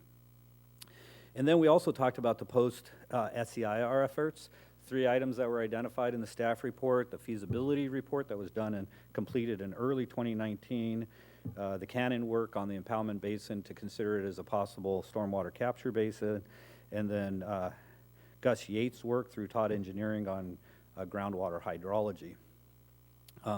All of those are really sort of normal work that's done subsequent to SEIR. It could be done before the SEIR, but the feasibility report is specifically pertaining to ESHA impacts and coastal resources in the CDP. The impoundment basin, the discussion, and why I urged hiring Cannon to do some preliminary work was because even last spring, we knew that there was going to be some challenges with addressing the surface water treatment plant and the repurposing of the impoundment basin, and maybe being able to use this otherwise stranded asset for environmental mitigation efforts. Whether that is going to hold true or not is yet to be seen, but the idea that here we have a district asset and we have ESHA, and can that asset be used to help address some of the environmental needs? And then on groundwater hydrology, the subsequent work is that we know that there's work that has to be done on the adaptive management plan, and the more specific we can get into protocols and how the adaptive management plan is going to work, the more that it's going to help the county meet required findings that they have to make, the more it's going to help with working with the Coastal Commission, and also the more that it's going to help with working with federal resource agencies. And that coordination on the CDP between federal resource agencies and the CDP is really a lot of the detail work that is we can anticipate when it's in front of the Coastal Commission. But we wanted to talk through those 3 major post-SEIR efforts with both coastal staff and county staff to make sure that we see how those might fit into future discussions. And again, I think that was all pretty productive. We also talked about a couple of other issues because I tend to focus on what was the EWS, what's the SWF, why are those things, why did the project description change from the EWS and SWF, and then also what are the implications associated with growth. A lot of the feedback from county staff is like, okay, you know, that's kind of the public works perspective. Their perspective is what are the required findings that they need to make on the various things that are incorporated into the application. And one of the thoughts that we had in terms of looking at required findings is how do we break that into different components? What are the required findings to use the constructed facilities, you know, the original EWS, for drought emergencies only? Because those required findings would be seemingly easier to meet than required findings associated with everything that's been modified and added in to become the SWF, and also easier than that third level of the required findings associated with growth. Part of that discussion moved us into the discussion of, well, the growth implications really have to do with the Water Code 350, the county's growth management ordinance, and then ultimately, you know, what Coastal Commission thinks. And so I asked them the question of, well, what is ultimately your standard of review with respect to a water supply where the jurisdiction is under an independent community services district? And the answer really came as, well, it depends, because it depends on what district we're talking about and where their sources of supply come from.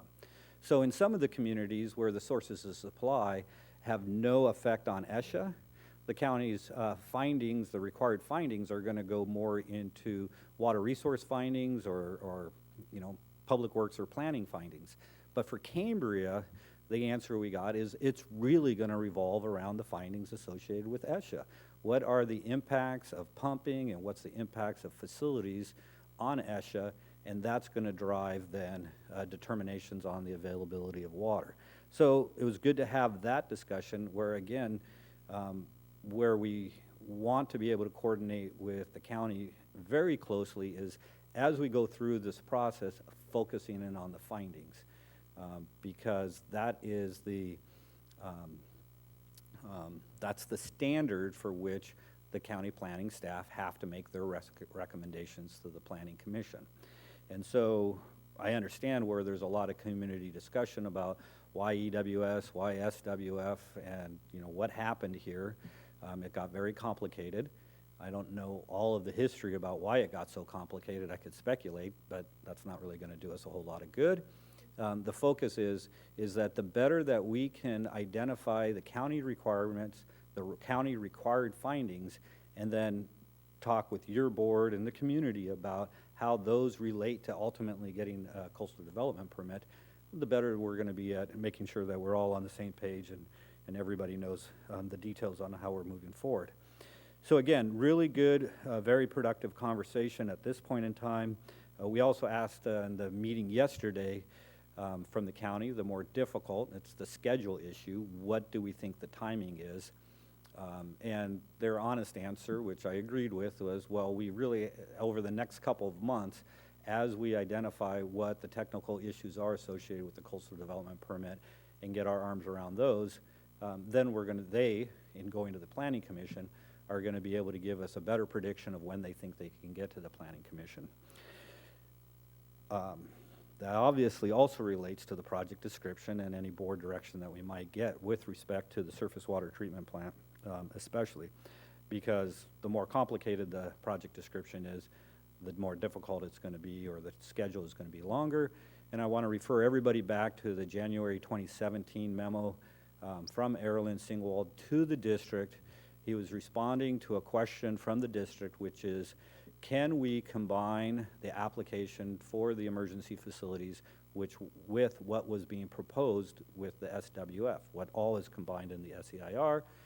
And Erlen, in working with others at the county, says, yes, you can, but please recognize that the more you do that, it's going to take us longer to get through the CDP process and evaluating growth implications and everything. So,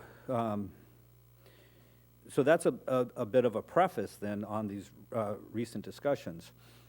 I want to also speak to, before I get into the slides and focusing in on the surface water treatment plant, I was at the county's regional water management group meeting, and can't remember if this was this week or last week, but I think most people are aware of what's called the resource management system. And so the resource management system is how the county goes about and evaluates the adequacy of water supplies in different communities. And it was the first time I had heard that County Public Works and County Planning have been given the direction to update the standard of review in the resource management system for the North Coast. It appears that the rest of the county, they're either going to maintain relative consistency with how the current RMS system is developed, or maybe make some minor changes or something. But it certainly seemed that they're anticipating some significant changes in how RMS is going to address water supplies on the North Coast. I mentioned that because my comment at the RWMG meeting was, I hope that the County Public Works and County Planning Department will engage the local communities as they're talking about how they want to update the RMS. And it's especially important because that is going to be a cornerstone for the county's future consideration at some point in time in the future, and I don't know when that might be, about their 0% growth management ordinance for Cambria, and it's got to dovetail, obviously, with the board's determination at some point in time in the future on modifying the Water Code 350 emergency ordinance, and ultimately Coastal's review of whether they think the county is doing a good job in evaluating water resources. So I gave them the heads up, and I wanted to, to the county, that please engage the local communities, and I wanted to make sure to mention that to your board as well, that the county is going to be doing that, and I asked the county to make sure to notify local communities at such point in time that they initiate those efforts, because they apparently have probably had some light conversations, but they really haven't put any real effort into, they haven't yet initiated the substance of those issues. I also want to make sure I look back at the notes of some of these comments and that we just received, and I think we're probably going to be addressing those. There was a comment about R&I additional ad hoc committees to address water conservation, and I think the board's general discussion was, let's hold off a little bit to make sure that we've got a good footing on how we're moving forward with the urban water management plan and everything else like that. And I certainly concur with that, because there's going to be a lot of work to do. And at this point, I want to make sure to recognize Karen Dean, Tom Gray, and Paul Nugent, because they're the three individuals on the R&I ad hoc committee that we've been meeting with. We've had 3 meetings so far, and they've already engaged a lot of time and energy into some of the work, which I'll get into again in a second. But wanted to make sure to express my appreciation for working with them, and some of the discussion on moving forward with the RFQ and RFP efforts is a direct result of working with Karen and Tom and Paul. So with that, the staff report and discussing this topic of the surface water treatment plant and the purported repurposing of the impoundment basin is probably the most important thing to get some general direction from your board on. In the discussion with your board's ad hoc committee on the CDP, we talked about that, and of course Director Rice is the only member who's on the board today who was on the board back in the time.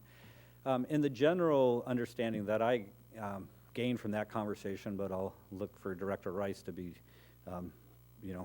lead that discussion a little bit better as we follow up, is that the board's understanding was, as some public comment was, it was incorporated in the SEIR simply to create an option open. But we know that if it goes into actually a coastal development permit, that the district will have time that it has to actually implement. And if it's the board's intent to actually build a surface water treatment plant, then I think that the time is now to start giving staff the direction to start doing the fiscal analysis and to start doing the engineering analysis. I'm not recommending that because it will certainly maintain complexities in trying to move forward with the coastal development process. And to me, my basic feedback to your board is the need to get the coastal development permit on the facilities that were already constructed is of utmost importance. I don't want to make a statement that I think the surface water treatment plant is a bad idea and should be thrown out, but I just don't think that it's timing appropriate right now. And like all public water systems, there's phasing of improvements and there's work to be done. And if that ends up being the preference of this district, then certainly a subsequent project and a subsequent coastal development permit can be pursued on that. So it's not that that there's a recommendation to take it off the table at any point in time in the future, but I think your board has to give serious consideration as to whether it can really continue in the application process. And if your board is like, yes, it needs to stay in the application process, then my recommendation would be you need to start addressing the funding issues and you need to start addressing the engineering issues now. Also with respect then to the relationship of the surface water treatment plant to the repurposing of the evaporation basin into like a potable water supply where during the winter time water is pumped and put into the basin, and then of course it's going to get contaminated because of birds and everything else, so therefore you need a surface water treatment plant in order to treat it so it can be used as a drinking water supply. Certainly we've identified that there are some concerns associated with the water rights permit. The existing water rights permit is only a right to divert, it's not a diversion to storage. I also saw some language in the SEIR that says, well, it's only going to hold 29 days of water. And I think that might have been an attempt to say it's less than 30 days of water, so we don't need a diversion to storage permit. But when there's conflicting language in there that clearly says it's going to be pumped in the wintertime, in the wet season, and used subsequently, let me clarify, diversion versus diversion to storage is when you're not going to use that water within like a 30-day period, and sometimes I forget if it's 30 or 45 or 65. But the SEIR clearly intends that you're pumping water when there's plentiful water in the wintertime and then reserving it for a later date. The language that says it's only going to be 29 days of water is maybe an attempt to get around that, but it still, again, creates complexities with the CDP. Is the district really intent on trying to tackle that with this repurposing from an evaporation to an impoundment basin combined with a surface water treatment plant? And there is no doubt that if it's not the district's intent to pursue that now, then it will help to get direction from the board, to work with county planning, to put that aside, and then to focus on, the CDP on the facilities that were constructed.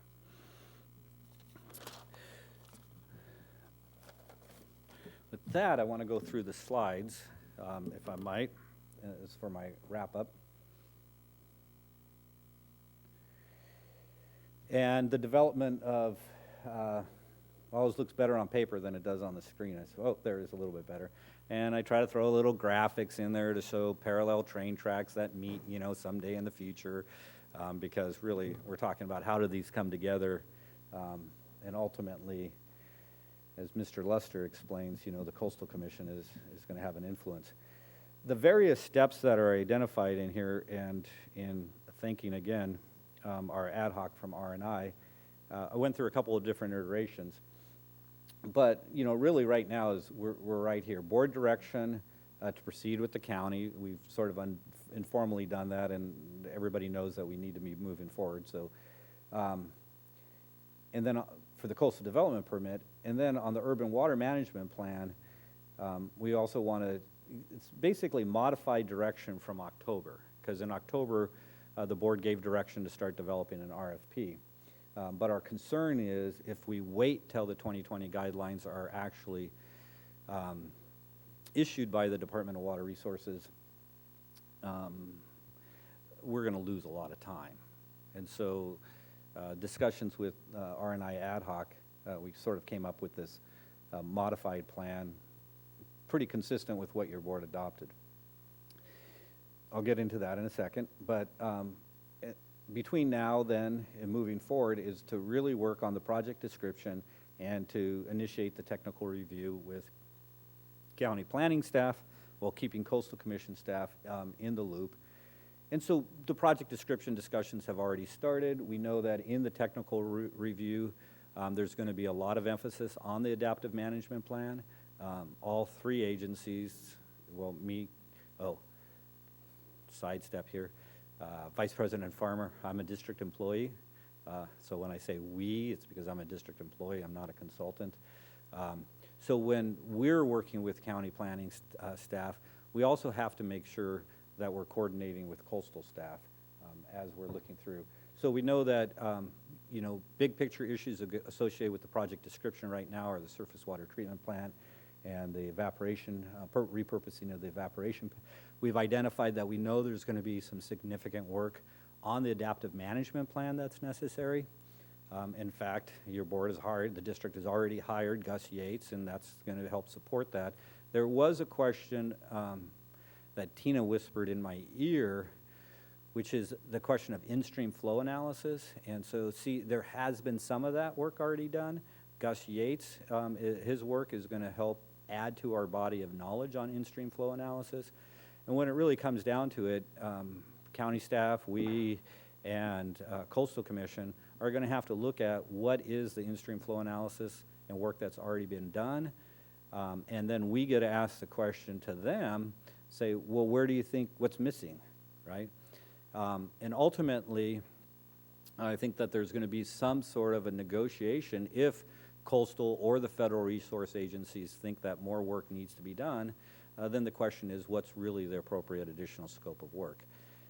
Having the urban water management team on board for those discussions is going to be important.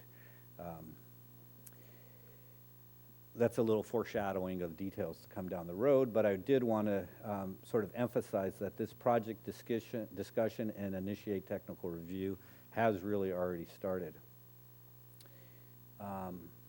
The idea is come back in January with another update to the board with direction that might be appropriate. There might be at some point in time where your board says, okay, we're at a good status now, let's have another town hall meeting. But I think that's a little bit premature right now. Moving forward then, we have to then define technical issues, as I mentioned, based on the required findings. I'm going to skip forward. This idea of February, March, April is my best guess as to when we'll have our arms around the technical issues with the county planning department, again, in consultation with Coastal. And it's about that time period that I think that county planning staff will be able to give us a better prediction as to when they think they can get to the planning commission. So it's one of those frustrating things. We'd like to know that date, but the reality in this type of a complex situation, the best we can really do is schedule out the work efforts over the next couple months. I want to switch to the next slide, but maybe I hit the button too many. Oh, wait, that's one too many. There we go. Back. So it's the two yellow boxes here that we're really focusing on right now. The project description, initiating technical review on the CDP, and then compiling the documents and moving forward with developing and releasing a request for qualifications for the consultants on the urban water management team. One of the discussions with, again, planning, one of the points of the discussion with planning coastal staff was, well, not everything comes out of the urban water management plan. And the answer is true, right? There is a certain amount of water resource decisions or determinations that are really going to come out of the coastal development permit and need to feed into the urban water management plan. There's other issues that are going to be really evaluated under the urban water management plan, like the demand analysis and water conservation, that then are going to lead into what does it mean in terms of, is there enough water for new houses or not? And then that, of course, is going to loop back into county planning and coastal issues associated with growth. But the idea is that this team, we want it to be in a position so that it can address both the CDP specific technical issues as well as the urban water management technical issues, because they simply have to be coordinated. And so that team might have individuals who are more of the CDP inflow biological experts and are focused a little bit more on the CDP versus other portions of this. And I think the term was coined the Urban Team Plus, right? It's for the urban water management plan plus other work associated with the CDP. But making sure that those same professionals are coordinating with each other on both the CDP and the urban water management plan will certainly help avoid, people sort of doing the thing where they're just kind of missing what each other is doing. It also puts your board in a better position of creating really good expectations against the consultant team, because it's one consultant team rather than two. So this is where we're focused right now, is identifying project description, technical details with the coastal development permit, so that once the Urban Team Plus is on board, they can start working on three things. One is, of course, the review of the 2015 plan. The second is the baseline information. And that baseline information is what a lot of people are saying, we need that now. We have projects that are in appeal at the Coastal Commission, and the evaluation of that baseline data is important for both the items that are in front of the Coastal Commission on appeal, as well as for the district efforts in the CDP and the urban water management plan. So what are the technical issues that are coming out of the CDP? Again, the three things that we see in an initial scope of work are the consultants evaluating baseline conditions, the 2015 urban water management plan, associated data and underlying other plans, and then three, what we identify up front with county and coastal as being the CDP technical issues. The last slide, and I've learned not to touch that button too many times, is that in compiling the documents that are for the RFQ, and this is where our ad hoc committee has done a bunch of work already and really worked with Melissa, identifying what is the supporting data underneath the 2015 urban water management plan, and what are the other supporting plans? Because we have a groundwater management plan, we've got a conservation plan. How are all those different plans used to build the urban water management plan? And your board will have decisions in the future as to, do some of those underlying plans need to be updated? Maybe they do, maybe they don't. But again, that's going to be but that evaluation of what is actually going to be necessary for the development of the urban water management plan will be down the road. but we want to get the consultants looking at and reviewing that underlying data and the baseline conditions as soon as possible. So in order to get a request for qualifications out on the street, we've got to make sure we've got all that stuff compiled so that the consultants, when they're providing responses to us, see what they're getting themselves into. And I kind of say that because we know that they're not getting themselves into a rubber stamp on an update of an urban water management plan. There are going to be plenty of 2020 urban water management plans by various communities that are going to be quick and dirty and not a lot of updates and maybe changes dates and how many houses have been built or things like that. But it's really hard right now to envision how to scope the entirety of the work for the urban water management plan without getting the team on board and working with them to say, well what are we going to have to tackle? And so this RFQ process, what we're proposing here is that after doing this baseline, this documentation work that we're doing with the ad hoc, and after meeting more with the county about what our technical issues are, then that gives us the ability to identify what are the professional qualifications that are necessary for the team, and we release then the RFQ, and then various consulting teams, usually it's not one firm, usually it's a consortium firms, partnership or a joint venture, however you want to call it, and then they provide to us what their qualifications are to provide services for Cambria, and with the initial scope of work being the 3 items that I previously identified. And then after working through this and after the the guidelines are published by DWR, then it's a matter of working with them and developing the final scope of work for the urban water management plan. This works, this is the exact process that's used in many situations where you hire the consultant team based on the best team, the best qualified team for the needs of the district, and then we have to develop the scope of work. Sometimes when the work efforts are relatively simple, or they can be complex, maybe not as complex as this, you actually give them, you ask them for the full-blown proposal and cost estimates and everything else like that. But to go through the RFQ and then do a full-blown RFP, again, we're just going to lose a lot of time if we're waiting for the DWR guidelines. And so what the minor modification to what we said in October is we want to do the RFQ with an initial scope of work so that our target of being able to hire this consultant team in February, hopefully, or no later than March, that we can hit that. I think that I've hit all the highlights of what I was hoping to cover and a few of the public comments and some of the board discussion, and I'll be glad to answer questions. Well, thank you. That was very well done. Gave us a lot of information as to where we are and what we've been doing and that kind of thing. And Director Rice and I have been active members of this ad hoc on the CDP, and we think, and I'm speaking for you, so correct me if I'm wrong, we think that we're doing a good job of now moving this forward as rapidly as we possibly can so that we can get, like you said, February, March timeframe in front of the county with a document that makes sense to everybody. We're liaisoning with the county, obviously, on almost a weekly basis, and we're certainly keeping the Coastal Commission in our sights, and we're talking to them on a regular basis so that we don't end up, with a document at the county that the Coastal Commission is going to throw out the window as soon as it gets in front of them.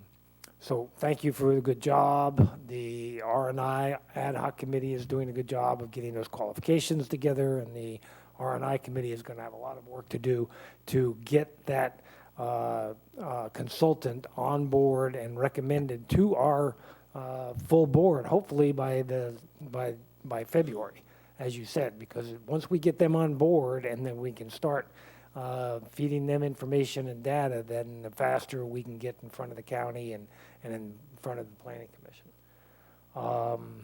Director Rice, I don't have any questions right now. I'm sure the other directors do, but Director Rice, can you fill in a little bit more on that? Yeah. First to the issue of the surface water treatment plant.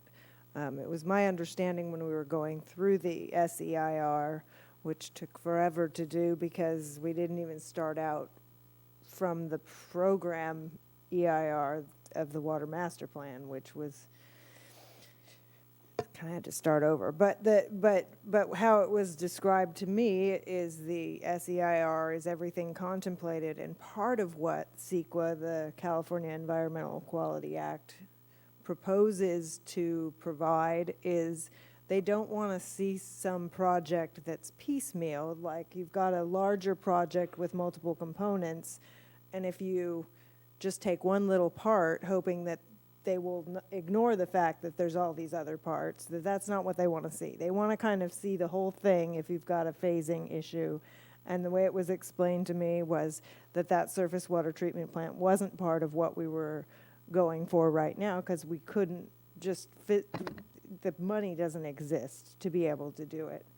Then there was, and that was prior to the issues that we had with flooding in 2017.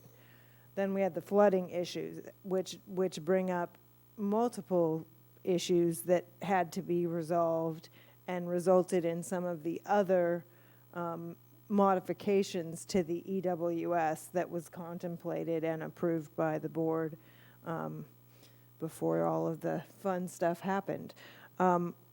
My understanding and my position right now is I think that this board would do well to have this CDP go forward essentially as built, the EWS as built, which is a sustainable water facility. And I understand the language is important. I will not even go and look, but I think I must have counted at least 10 times during the discussion of Cambria that Dan Carl said sustainable. Multiple other projects in other parts of the state on the coast, he used the word sustainable. I think the issue is not about financial sustainability of the project, but rather the environmental and water sustainability. What I think the board would be well to do is to say, we're going to get a permit for what is actually on the ground as built. And that means probably taking the surface water treatment out. Now, Ms. Richards brings up an excellent point. It is important to get direction from the board, which is why this agenda item is on we're talking about this today, because it does make a difference, and the fact that it was put in without board direction doesn't mean that we don't need board direction to take it out, because we're trying to get it right. As far as, there were a lot of words that came up that were similar to the words that came up with affordable, which is enough, reliable, adequate supply. What does all of that mean? And until, I'm going to keep saying this probably till the day I die, we don't know what we mean by when we say enough. There's too much vagueness in all of the documents that we've been using to be useful. And I think that the subcommittee of R&I, and thank you to them for looking at the water use data that exists so that we have a sense of what we have. So, because you can't, demand is very complicated to project out forward, because when we did the 2015 plan, this whole new ADU thing the state is doing, we can't charge a connection fee for that new, essentially a new residence. So there's a lot of complicated issues in that. One of the things that I really think this board needs to look at is how we plan to operate this, how and when, because there's some technical issues of when it needs to be run so that we're not impacting the habitat, and then there's when we want to run it. Because I sure would like to say that, oh yeah, I don't even want to have to think about how much water I'm using. Well, I have to move to another community if I want to be that kind of person. We need to step up to the leadership and be leaders in the community and say, look, this is a community where we are short of water. Don't plant water-hungry plants and expect to be able to water them. And you also shouldn't have to take a Navy shower every single time you get in the shower, because the district is providing enough. Is there anything else besides the AMP and the, whether we deal with the surface water treatment plant, whether we keep that in there, that you need direction from on the board on this? I think the best direction right now is the general direction associated with the surface water treatment plant and the impoundment basin. We have plenty of work that we have to do on evaluating the AMP. Gus Yates's work that he's doing on is due in early December. So other than, expressing to your board that there's going to be work on the adaptive management plan, we don't have any specific recommendations on that now. And then as we move forward and we're talking about required findings with the county, I imagine that it's going to also have some additional changes associated with the project description. But general direction on those two big, on surface water treatment plant, repurposing and the impoundment basin would be very helpful. And I would envision that as we go through the process, then at some point in time, your board is going to have a project description in front of you. And after working with county planning to see if, the final project description that would meet your pleasure. Okay, so, And I just have on the urban water management plan team, I have comments too, if you want me to do those now or you want me to wait. well, let's do this surface water Okay. thing first.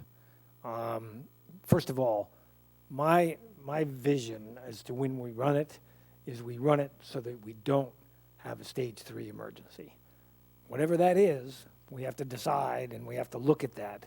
But I don't want to be putting this community back in a stage, what we currently call a stage 3. We may be revising that too, but I don't want to get to the point where we're telling people you can only use this amount of water, and if you use more, we're going to whack you bad, okay, for using anything more than that monetarily, okay? Because number one, it's totally unfair, and it's more unfair to those people who can't afford even what we're charging them now. So that's my vision and my goal, is to get to that point so that we're running the plant so that we never have a stage 3 emergency again, number one. Number two, on the surface water treatment plant, I think it's time to jettison that idea, okay, because I don't foresee us having that kind of funding in the next 5 to 10 years, which is beyond the CEQA, thing of when they would want you to start building something. Number one. Number two, I'm not sure that if we filled that pond up with water and there was a lot of rain, that all that surface water, groundwater came up, that it wouldn't slide down the hill anyway. So I'm not sure that that's a great place to have that. I do think that when we take that out, we're going to have to address what our options may be on the impoundment basin that we have emptied. And we're going to have to say, these are the options that are out there. And by the way, we don't have any money to do any of these. So at some point when we get some money, we'll probably come back to you and say, this is what we would like to do as a continuation. But I think we need to put those in there now, because in 2 years from now, we may get enough money to do one of the things that Canon or somebody has recommended that we do. So that would be my recommendation to the board, that you give direction to the ad hoc committee to continue with our consultant or our strategic advisor who's an employee, I'm sorry, to number one, work on the project description to remove the surface water treatment plant and to address the options that we will have to on the impoundment basin. So that's where we are on that. Just for clarification, you're not saying that the options on the impoundment basin would be part of this permit, but so it wouldn't necessarily be in the project description, but we want to make sure that the county and coastal are aware that we aren't using it as an impoundment basin, and that at some point we may be coming back for a permit to do something with that? Is that kind of what you're saying, or no? I don't know. We need to Okay. talk to the county a little, and coastal, I think. But we may want to include, these are the options that we will look at as part of this permit, because I know that coastal wants us to do something to mitigate what was done there, so that we would restore, or we do something mitigation-wise. So maybe not in the project description, but as part of the mitigations? Yeah, I think my takeaway from President Pearson's is to make sure to work with the county and coastal on what those options might be. Okay, and how to make sure we're clear about. Yeah, it's too early to say whether it's a change of the project description or whether it's going to be addressed as a mitigation issue. Right. Okay. Yeah. Right, perfect, thank you. Okay, so, Director Rice. I also just wanted to react to the, I don't want to ever be in a stage 3. I think that it's important for us to have multiple levels of first voluntary and then mandatory conservation, which is different from efficiency, but like you have to cut back. I think having a stage 3 with penalties is a good tool to have, and considering the cost of turning on the plant, I think it's important that maybe what we do is stage 3 is not quite as drastic as we had to make it when we thought we were going to run out of water. And that's why we built the plant, so that we wouldn't run out of water. So right now, in the ordinance, which we haven't been relying on, the stage 3 is a 50% reduction, which ends up being about 50 gallons per person per day based on that ordinance. All those numbers need to be rejiggered, though, because Arnold Schwarzenegger, when he was governor, said 20 by 2020. We have to reduce our water use by 20% by 2020, which is next year. And we've been successful thus far in doing that. And I expect that we're going to continue doing that. So I just wanted to push back a little bit on that vision, because I think it's important that we still have those tools, so that when we do turn on the plant, it is because not just because we don't want people to be cutting back and using less of the resource, but because it's time to do it, so that we're not creating a problem for the habitat. I mean, I know everybody would like to have more water. We also need to be cognizant of how much that can cost us, because it is a very expensive source of water. Okay, other comments on the surface water treatment plant and recommendation to the ad hoc and staff? Good. Director Steidel.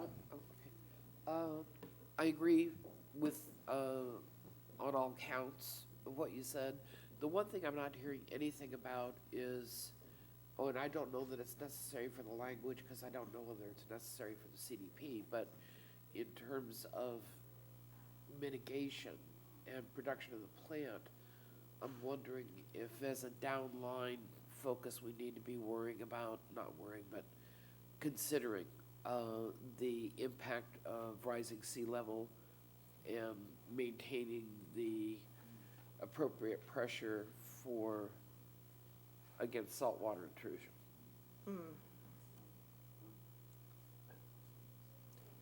I don't think Okay. it's related. Okay. Yeah.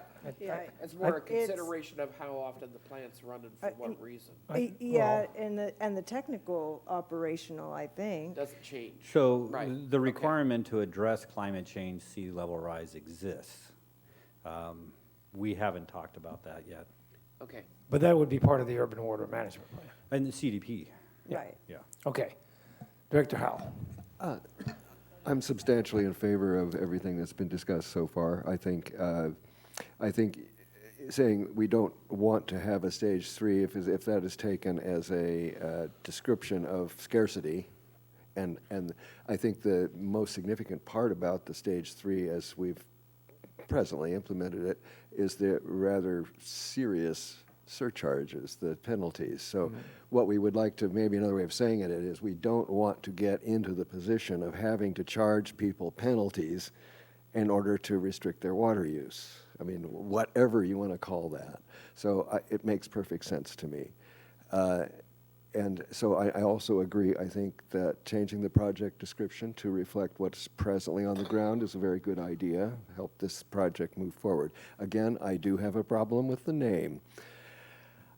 It may or may not be environmentally sustainable, and that's what bothers me. And we're calling it something because we have hopes that that's what it is, but so we're asking it to be permitted as such. I think it would make this discussion, and also in terms of a more broad consideration of our water needs, if we simply called it a supplemental water supply. It supplements our additional, I don't know. I'm still troubled with that. It's not going to be a hill I want to die on, though, but I really would request either some name other than sustainable. It's just too Madison Avenue for me. I'm sorry. It's just every time I hear it, it's call something because that's what you think it ought to be. Well, maybe, maybe not. And that's what's kind of bothering me a little bit about that. Before we go any further, I need a motion to continue. So moved. Second. To 6:30, can we do to 6:30? Yes, we have to. Yeah, we still have closed. Do we have a motion? Do we have a second? Yep, motion. Second? Director Rice. Aye. Director Stidel. Aye. Director Howe. Aye. Vice President Farmer. Aye. President Pearson. Aye. All right. Director Stidel. What was I going to say? All right, we'll go to Director Rice. In the So- interim, we'll go to Director Rice. So I understand, as a language person myself, I understand the concern. However, the SEIR refers to it as that. We need to, and I think a better way to make clear whether this is sustainable or not is to really look at how it's going to be used and operated and when. Because the actual plan overall of how we use it will determine whether or not it's sustainable. Is it supplemental water? Kind of, but kind of not. It kind of depends on how you kind of look at it. And whether you're a water engineer or not, water is a complicated issue, especially when you're looking at what is essentially a recycling system and reinjection. I think that changing it says things that we don't need to get into, like that we're not behind getting a permit for this, but acknowledging that the sustainable doesn't necessarily mean environmentally, fiscally. It just means we're trying to create something we can rely on to provide water in situations where it's needed. And how we define where it's needed is important, and we're not on that right now. Right now, we're trying to determine whether we want to take that surface water treatment plant out of the project description to help it go forward faster. Correct. Or more Director clearly. Director Stidel. Two things. I've always, in my own mind, sustainable has always been sustain the health and welfare of the community. And that's just my, and the same way that it affects you in one way, in my mind, the sustainability has to do with the health and the welfare of the community by having a resource available, a water resource available to it, because if we don't have that, we don't have anything.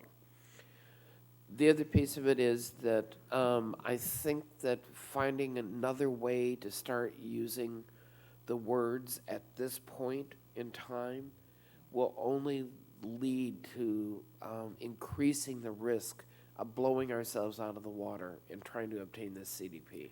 I mean, at some point, somebody's going to say, well, just, whoa, did you guys change this thing? What is it? Yeah. Why did it change? Show me the changes. I think both the Coastal Commission and the county would like us to keep the sustainable water facility regardless. General Manager Weigel, do you have some? Just in order to I think we're getting a little ahead of ourselves into future operations. I mean, the key right now is get a permit for what we have, I think largely. Having visited Orange County, I think there's some lessons learned for us there, because once they got permission to operate, then the board set the parameters around how to operate it, and the general manager and the ops guys there basically maintain a level that the board sets. And so we'll discuss that in the future, but right now, it's, we got to get the permission to operate the thing.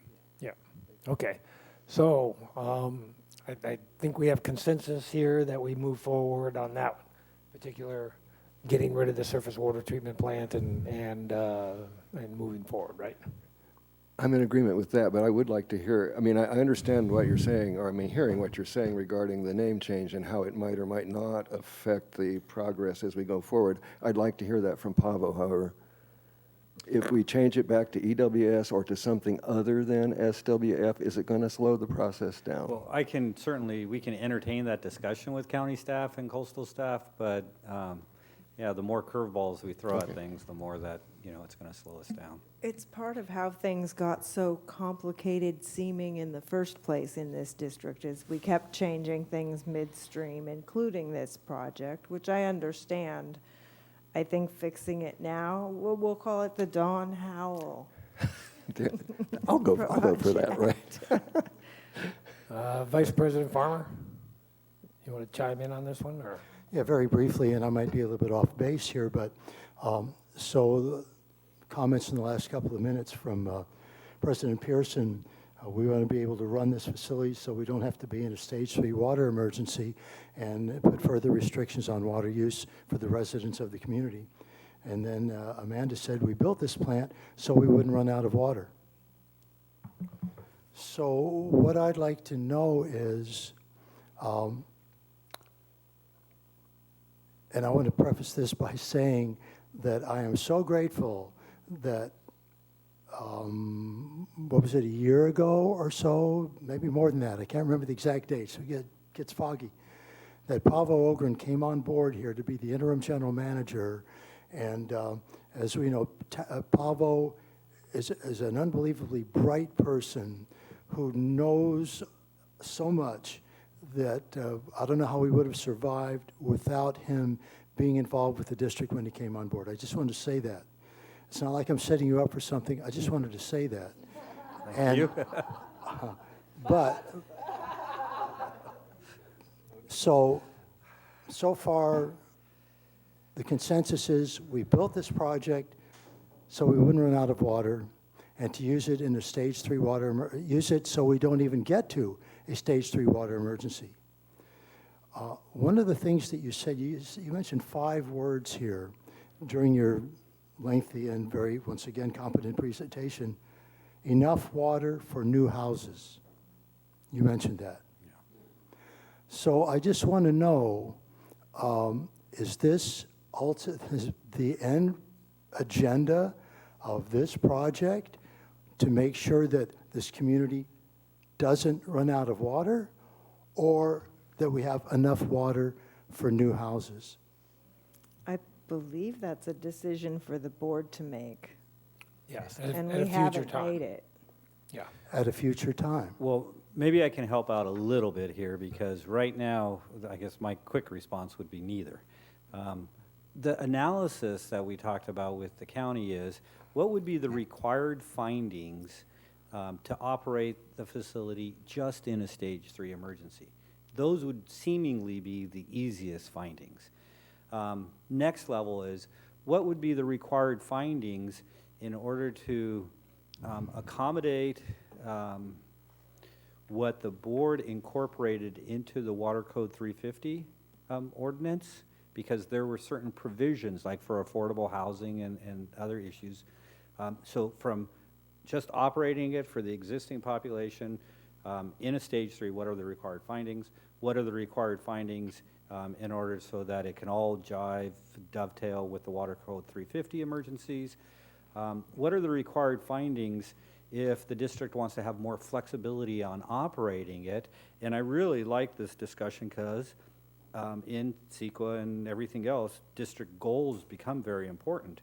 And so one of my takeaways here in going and talking with county and coastal is that to me it was very clear that the district would like to be able to avoid a stage 3 emergency. But those are going to require different findings than just operating it in a stage 3 emergency. So our job is really to come back to the board and say, out of different types of operating scenarios, these are the required findings.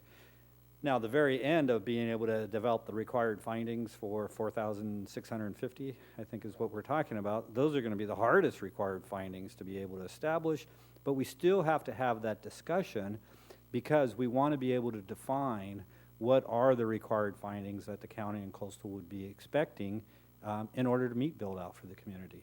And it may be that that's all not, those required findings are not part of the CDP, and that's part of a separate effort associated with addressing the 350 and addressing the growth management ordinance.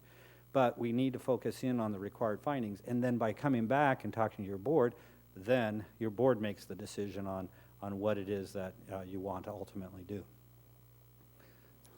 I appreciate that explanation. So just getting back to, before you spoke, the comments made by President Pearson and Director Rice with regard to enough water for new houses, and you said that's an issue we would address in the future? Yeah, based on how we gain an understanding of the required findings. That's all I want to know, that once this plant CDP gets approved, then we can further down the road address enough water for new houses, right? Yes. I Okay, think that that's- discussion happens before we get, you're talking about further down the road with the CDP, not after we get the CDP. Yeah, your board right now is being a little bit predictive on how this is. I think the likelihood, though, is that it would be post-CDP. I just can't draw that conclusion right now. Evaluation of baseline data, everything else is necessary, but when we look at the totality of it, I think that that's more likely than not, that addressing growth implications would happen after a CDP is obtained. Okay. That seems to contradict what I know of what coastal staff has communicated to the district in the past. They're concerned about us, how we intend to run it and when we intend to use it and whether we intend to use it for growth. They're concerned about that. So I don't want to get off on this, we're going to get the CDP without having that discussion first. And I agree. Okay. That discussion and being able to gain a common understanding of the required findings needs to be done during the CDP process. It just might be that the conclusion is that the two efforts have to be bifurcated. I see, okay. Okay. So we have a consensus on the surface water treatment plant. CDP should reflect what's on the as-built on the ground. Yeah. Okay. So, on the urban water yeah, management? you wanted to talk about the urban water Yeah. management plan briefly? I know we're running out of time, but this is kind of a critical one. First one, I don't want to have it called the Urban Team Plus. This is a small community, and we're almost rural, and I don't like that. I think that maybe pulling back a little bit, we've heard what we need is somebody, a consulting firm or a group of firms, however it's composed, is some water resource management experts, some people who know how to do water management planning, who can look at our various stages of restrictions, because we're going to need to update that, the different stages we have, so that part is taken care of. It also is 6 years since we passed the water efficiency program.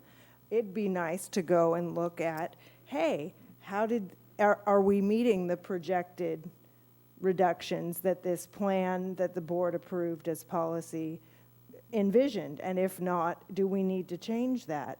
And all of that can lead into working on the urban water management plan, so we may be able to use the same consultants through all of those processes, but starting first with where we know we need most help with this water resource projections and planning, all of which is part of the urban water management plan, right? But we also need to look at when we declare a stage 2, in the ordinance right now, it says we want to reduce water by I don't remember what stage 2 is. It's like 20% or something.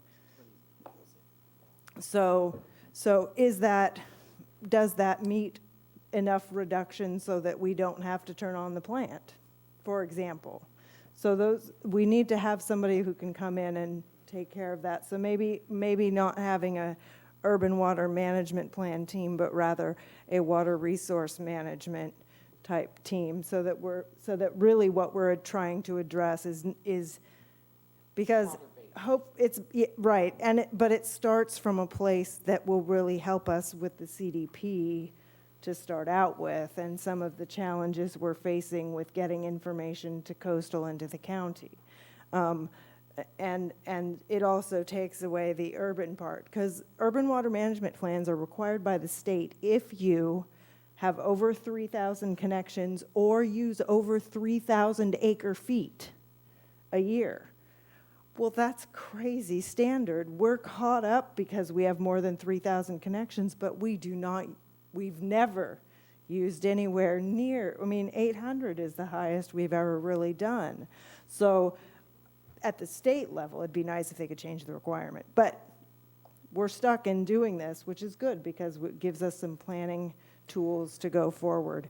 So that's what I would like to see changed. I'm glad we're doing an RFQ. I just don't want to start calling it the urban anything so we don't get in a sustainable issue thing. Semantics. Hey, semantics are critical. Ask Mr. Carmel. So water resource management team, water resource planning team? Water resource and planning. Water resource, all right. Does that? Okay, Is that okay? wonderful. I'm all for it. Got it. Do you need any other direction from us? So there is just one final point of probably good clarification, and that is going through the RFQ and getting back to your board in the February, March timeline, because the question of the involvement of RNI in addition to the RNI ad hoc committee. In normal course of work, staff will usually prepare the RFQs and get those together, and we would continue to coordinate with the ad hoc committee of RNI. But the timing to get that out on the street, I guess my recommendation is once those actual statement of qualifications come in, that would probably be the more appropriate point to have the entire RNI committee look at it, or an ad hoc. It's always a little bit awkward to do a RFP review in a big situation coming from your board, but I understand that here we want to make sure that we continue to engage in RNI. So I guess the direction I'm seeking from your board is to move forward on the RFQ, make sure it's out on the street, work with the RNI ad hoc committee, but then once we get all the consultant proposals and statement of qualifications, then run it through RNI to get a recommendation before coming back to your board. I think that's what I said. I think that's right. Yeah. Right. Yeah, because we need to get this done, so. And you have clear direction from the board as to what we're looking for Yes. some consultants to do, which is what the Right, and we're- RNI ad hoc would Right. look at. So And then I think RNI it's is clear going from to here. look at their qualifications and make a recommendation to us. Yes. And then we will make the final decision. Yeah. Thank you. Good, thanks. All right. Yowzers, right. We're on number 7, which is future agenda items. Number 8, I'm sorry. Didn't have my glasses on. Anyone have anything that they need to put on the future agenda at this point? We've already covered the audit, right? Yes, the audit's on there. The audit is going to be at the second December meeting. Is there an expectation by the board to have the first quarter report brought forward? Because that's going to be coming to the finance committee on the 26th. Is your mic on? No, You just we want to, we want, out from the Is your mic on? committee and say, hey, it's... No, thank you. so I think to answer your question, I think we only want the mid-year. The full board does not want to look at a quarterly. The finance committee can and will, but we're going to look at the mid-year at some point. We need to review the timeline that finance set out. I believe your board wants quarterly reports. It was quarterly. And, It was and quarterly. I think that the quarterly report doesn't have to be this blown out. It's not elaborate, but we have a budget adjustment to request, so we Right. need to bring a quarterly report. So it'll And be the that'll help. second meeting in December. And I do think that helps keep things fresh in people's minds about Yes. the Okay. kinds of board decisions that have been made that have required budget adjustments, if nothing else. Haley? Got it? Okay. Director Rice. On the changes that need to be made so that we're in compliance with state law on shut-offs for non-payment, is that something that we need to be agendizing in December? Because I think it goes into effect in January, right? No, it goes into effect April 1st. Oh, But okay. We'll bring it back. We're drafting it now. Okay. They're just starting to come alive. We'll probably do that in January, but we're very cognizant of it. Okay. Yeah, that's on the agenda in December. Okay. I do have, I didn't get a chance to give my report about coastal commission meeting, so I don't want to take more time because I know we still have labor negotiations to deal with. But just very briefly, I did speak for myself and not for the board, and just spoke about what is enough. And I sent a follow-up email because I did make an incorrect statement. What I said was, well, I'm not going to say what I said because it was not correct. My correction was, there's a Penn State resource in Earth Sciences that says a 40-year history of water use for the city of Los Angeles. And note that the population has grown over 1 million people during this interval, 1970 to 2010, but overall water consumption has remained stable. And so that was the correction that I sent, along with some stories about what do we mean by enough. I had somebody once say, I don't use very much water. I said, how many units do you have every bill? 18. Oh, well, not very much water. That is definitely not the same that I would say not very much water. And so, again, it's about the vagueness. It's about enough. What do we mean by enough? Because we can't necessarily afford, man, I would never have enough money. I would use every drop of water I could get. So that's my report. I was there for questions. Nobody had any questions for me. And I did talk to Tom Lester. He asked me what was upcoming for our agendas, and I told him what we had last week and what we had today. So, Thank you. If I could recommend one future item, and I brought it up earlier, and that is the ad hoc committee for the Tyler Inn Code. Now be Director Howell and Director Stidel. Okay, so we'll address that in January when we look at assignments for different committees and stuff. Okay. Is that good? Sure. Great. We are adjourned. Closed session is agenda item 9.